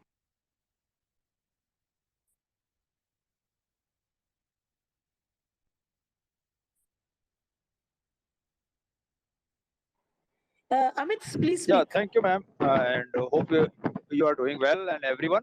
मैं हिंदी में बात करना पसंद करता हूँ, तो मैं जरा हिंदी में अपने रख लेता हूँ. काफी अच्छा बोला आपने और कई सारे पॉइंट को टच किया आपने. बट कुछ पॉइंट से मैं एग्री विद डिसएग्री हूँ, और this is the beauty of our democracy. हमने जहां तक अचीवमेंट की बात भी कही, तो कहीं पे हमारे ऐसी चीजें भी रही हैं जिसपे हमको फिर से रिट्रोस्पेक्ट करना चाहिए. Specially I recommend to the Congress party की 75 टू 77 वाला जो इरा था इमरजेंसी का, उसकी पुनरावृत्ति ना हो, क्योंकि वो एक तरह से लोकतंत्र की हत्या थी. एक तो वो पॉइंट. दूसरा जो अभी करंट सिचुएशन है, आई थिंक मेरी आवाज आ रही होगी लाउड एंड क्लियर, क्योंकि मैं ट्रेवल भी कर रहा हूँ राइट नाउ इन बस.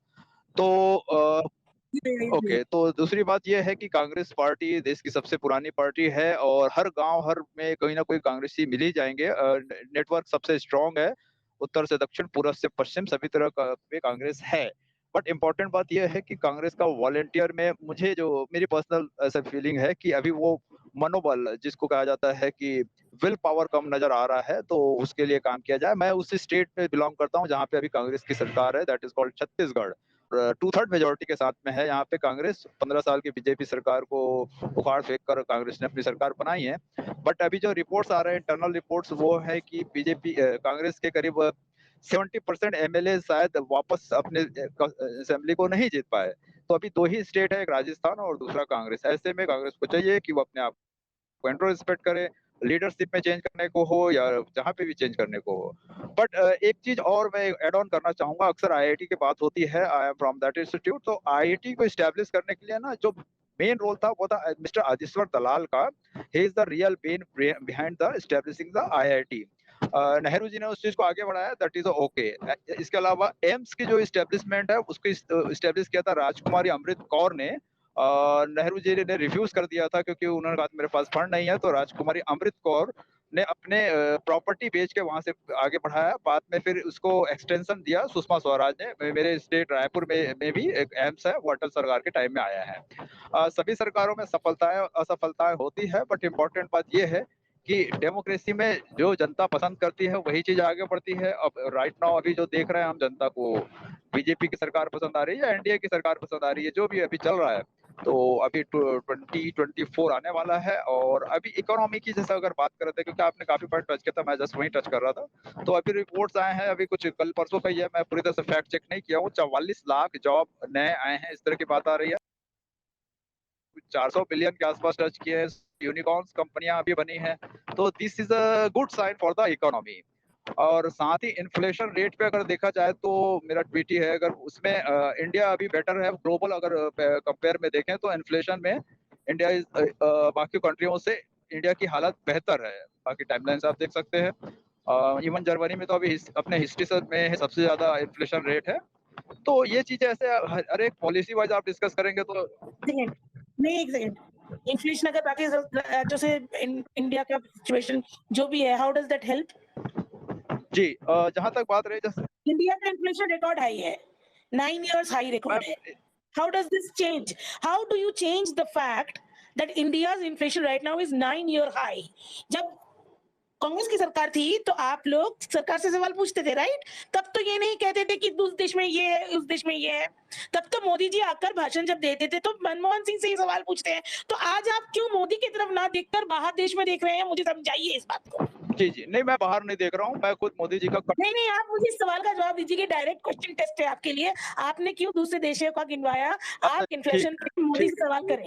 ओके, मैं खुद मोदी जी का कट्टू आलोचक हूँ पॉलिसी वाइज। मैं खुद डिमोनेटाइजेशन का मैं काफी खिलाफ में भी था, क्योंकि No, you please tell me why is inflation so high? Why the inflation is high? Whose fault is it? Naturally अभी इकोनॉमी अभी ऊपर नीचे हुई है तो इसका असर पड़ेगा ही। अब आप मुझे इकोनॉमी ऊपर बीच नीचे में हुई है, रोकेंगे तो whose मैं fault is बोल नहीं, that? हाँ आप किस सवाल किसको कटघरे पे खड़ा करेंगे और सवाल किससे पूछेंगे हम? जवाब दीजिए आप। मैं इसी बात पे आप मुझे कम से कम 44 सेकंड दीजिए, मैं उसको कंप्लीट कर देता हूँ। जो सवाल करने की बात होती है, जनरली लोकतंत्र का चौथा प्रहरी कहा जाता है media. Media should work like a mirror. But अभी हम देख रहे हैं आइदर या तो वो प्रो मोदी हो गया है या अगेंस्ट मोदी हो गया है। चाहे आप ए टू लेकर जेड तक टीवी चैनल ले ले, या तो किसी में मोदी का गुणगान होता रहेगा या दूसरे में मोदी जी की आलोचना होती रहेगी। तो इम्पोर्टेंट बात यह है कि जैसे सवाल करने वाला था, तो इसलिए मैं तो टीवी 2000 अमित जी आप मीडिया पे चले गए। आपसे संजुक्ता जी ने एक सवाल किया है, उसका जवाब दीजिए। एक डायरेक्ट क्वेश्चन है, आप मीडिया पे लेके चले गए। एक जो उनका सवाल है, बहुत संक्षेप में उन्होंने ये बात रखी है कि आप बाहर के देशों को क्यों देख रहे हैं, आप यहाँ की बताइए इन्फ्लेशन क्यों इतना ज्यादा हाई है और उसके लिए कौन जिम्मेदार है। आप फिर मीडिया पे घूम गए, पहले आप बाहर चले गए, फिर आप मीडिया पे आ गए, लेकिन आप उसका जवाब ही नहीं दे रहे जो संजुक्ता जी पूछ रही हैं। आप मुझे तो एक्चुअली इंटरप्शन ज्यादा हो रहा है, तो मैं एक्चुअली नहीं, इंटरप्शन अमित जी, इंटरप्शन नहीं हो रहा है। आप सवाल से भाग रहे हैं, इसलिए आपको बार-बार सवाल पे खींच कर लाया जा रहा है। आप इस सवाल का जवाब दें। मेरा दूसरा नाम सैनिक है, तो मैं कहीं भागता नहीं हूँ, ठीक है? तो प्लीज ऐसे शब्दों का इस्तेमाल ना करें जो आप पर्सनली मुझे जानती नहीं है, बाकी लोग जानते हैं, फराज जी जानते हैं, मैं कहीं भागने वाला नहीं। नहीं, आप मेरी बात नहीं समझ रहे हैं। सवाल से आप भाग रहे हैं, आप भाग नहीं रहे हैं, आप सवाल से भाग रहे हैं, ये वो कहना चाहती हैं।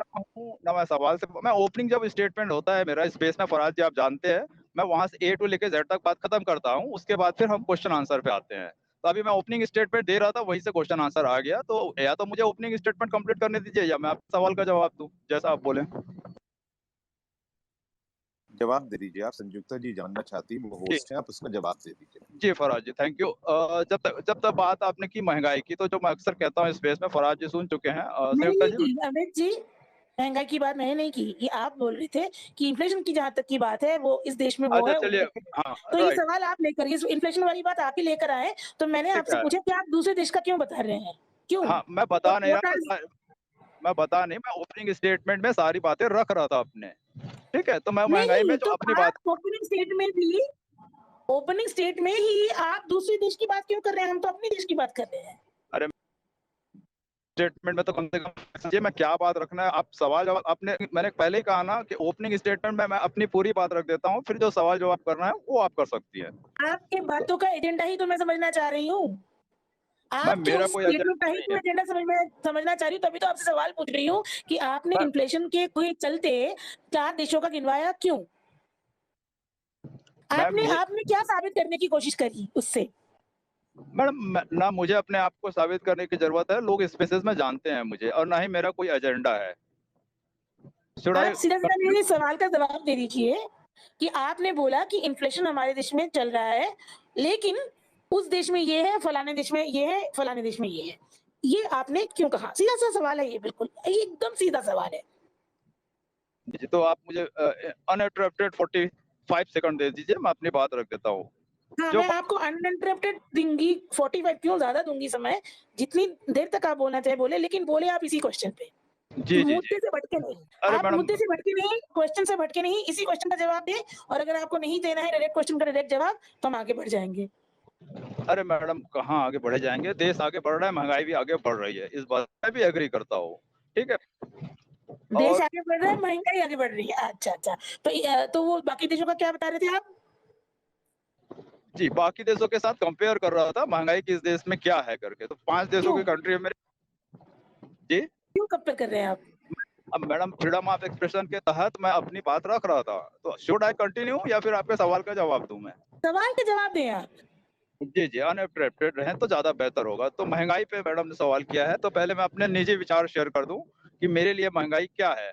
अब मेरे लिए महंगाई है, 2 तारीख को मुझे ताज में भी चाय पीने सस्ती लगती है, और 30 तारीख को मेरे को यादव चाय सेंटर पे भी चाय महंगी लगती है। थोड़ा सा इनलॉजिकल लगेगा कि ये क्या बोल रहा है। कहने का मतलब ये है कि महंगाई जो है वो जेब की ताकत पे निर्भर करती है। ठीक है। अरे मैडम आपका माइक ओपन है। हाँ। जी, जी।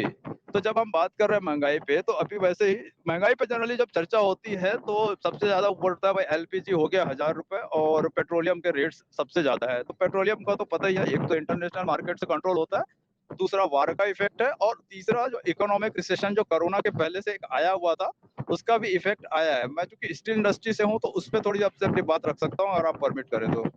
पहले आप उस सवाल का जवाब दें, इन्फ्लेशन वाला, कि आपने बाहरी देशों का क्यों गिनवा दिया हमें, और मेरा सवाल ये था कि इन्फ्लेशन के लिए हम किसे ज़िम्मेदार ठहराएँ, किससे सवाल करें, नंबर 1। क्योंकि फिर आप दूसरा पेट्रोल भी लेकर अब आपने पेट्रोल से भी पूछूँगी मैं आपको कि क्या पेट्रोल के दाम यूपीए के टाइम में भी बाहर के ही दामों पे डिपेंड करता था, या उस वक़्त तो मनमोहन सिंह की गलती थी और इस वक़्त किसकी गलती है? पेट्रोल के दाम जो अब रिकॉर्ड हाई है, पूरे भारत के इतिहास में पेट्रोल का दाम रिकॉर्ड हाई है, और पेट्रोल का दाम इतना हाई तब भी हाई है जबकि बाहर मतलब जो क्रूड ऑयल है वो कंपैरेटिवली कम है जो यूपीए के टाइम में था। कम क्या मतलब आधा है। तो जब यूपी के टाइम में जितना क्रूड ऑयल था और जितना पेट्रोल था, उससे अब क्रूड ऑयल का दाम कम हो गया है, लेकिन पेट्रोल का दाम बढ़ गया है, और क्योंकि टैक्सेस उस पे बढ़ गए हैं। तो आप मुझे बस सीधा सवाल, इस सवालों का सीधा जवाब दें कि ये इन्फ्लेशन और ये पेट्रोल के दामों के बढ़ने के लिए हम किसे जिम्मेदार ठहराएं, और सवाल किससे करें?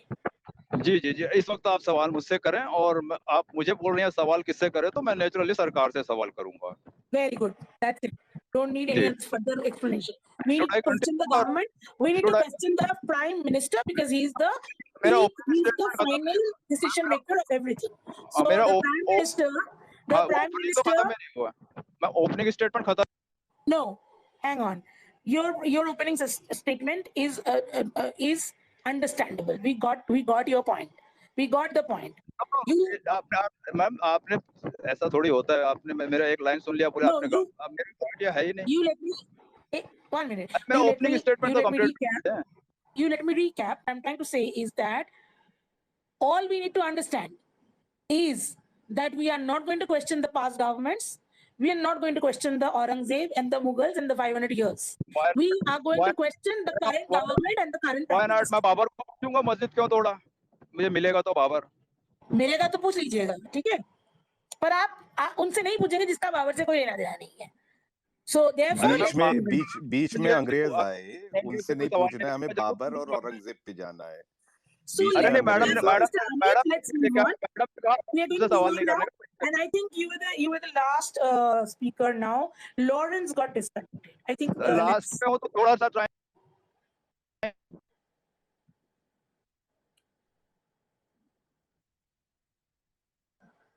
Hello. I think Yeah, voice is coming loud and clear. मेरी आ रही है, मैं travel भी कर रहा हूँ. हाँ, your voice was breaking in between. आप बताइए. अच्छी क्या? Okay, take 30-40 seconds more. Finish your thought. जी, मैं सारे पॉलिसीज को टच कर देता हूँ एक साथ में. फॉरेन पॉलिसी में we are doing extremely well and इसके लिए थैंक्स टू मैं नेहरू No, जी को wait, भी hang बोलूँ. on.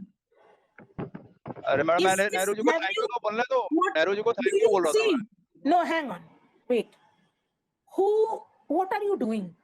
You are here to give lecture on policies. You are here to tell us how great the government is doing.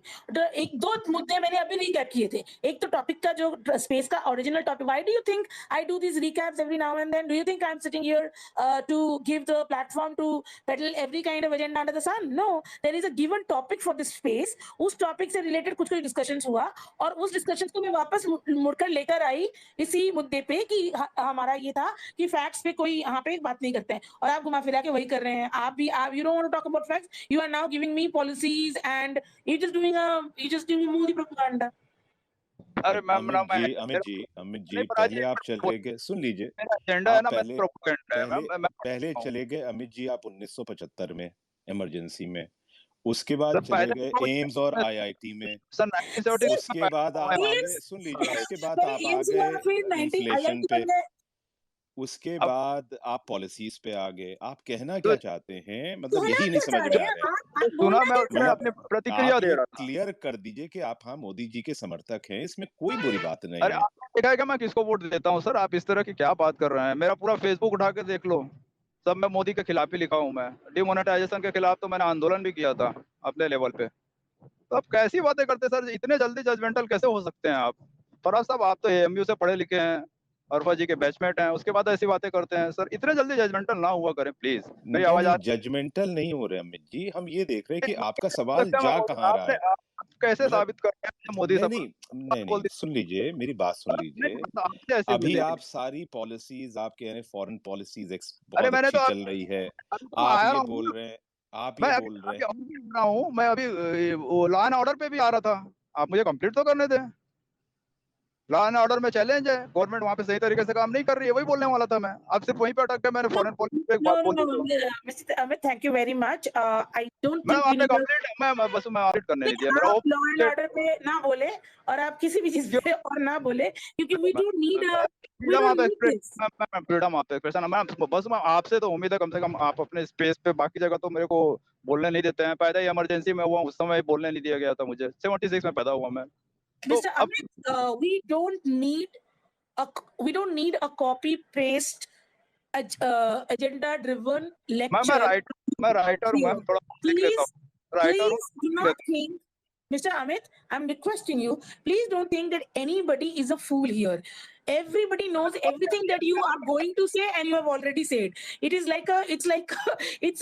a copy paste. So you're not saying anything new. Your entire thing is very predictable. You started with 75 IITs. यार मतलब अरे अभी 2022 पे भी आ रहा था. अभी 2022 पे भी आ रहा था मैम. 2022 पे आप आगे तो ना. इतना उपकार ना करें हमारे पे, इतना एहसान ना करें. आप अपना माइक बंद करें और हमें मूव ऑन करने दीजिए. क्या उपकार करेंगे इसमें? जिस दिन पैसे देने होंगे ट्विटर पे तब लगेंगे उपकार करेंगे. Actually, he was trying to say correct. For IIT, somebody has funded, so Jawaharlal Nehru did not fund. But currently, Mr. Amit, this is a very exactly. So I don't want to look. I don't want to sound. The point is that I don't want to say the obvious. I don't want to state the obvious. क्या कर रहे हो यार? पुराने मतलब selectively WhatsApp ज्ञान जा रहे हो यहाँ पे. बोल रहे हो कि आईआईटी नेहरू ने नहीं करा, एम्स नेहरू ने नहीं करा. You are coming with such a silly ridiculous WhatsApp agenda. Oh my God, I don't even. ये बात है ना, ये सोशल मीडिया व्हाट्सएप में. मैं तो such a predictable WhatsApp agenda. I don't even know what to say. I have done PhD in WhatsApp. I have done PhD. Very predictable. You started with 70. ये पता है 4-5 चीजें हैं. जैसे मैंने पहले बोला था कि मोदी के 4-5 चीजें गिनवा देंगे वो लोग, तो आप लोग राइट विंग वाले भी 4-5 चीजें गिनवा देते हो. इमरजेंसी किया था इंदिरा गांधी ने, और मतलब पूरे 70 साल में से 2-3 चीजें निकाल लोगे आप, उसी को पैरेट की तरह रटते रहोगे. This is nobody's a fool here. Everybody knows what you're doing. So please don't embarrass yourself. I agree with you. Nobody fool here. Guys, I think we have to close this. This has been a really long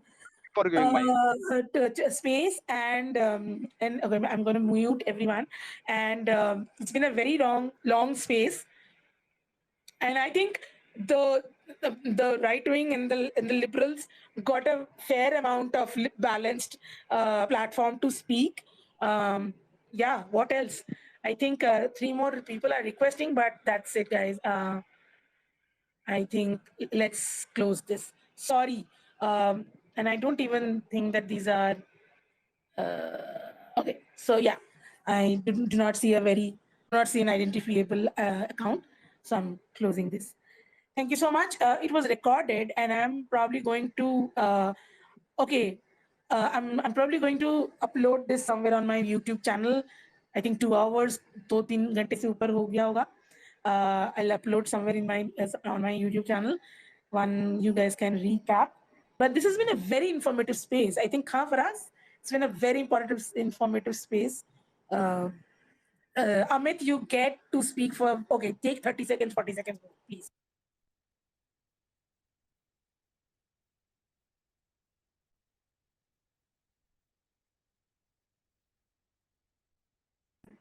I think I gave the mic. I said my Amit is still a speaker, and I said you speak for 30 seconds more, but he's not speaking.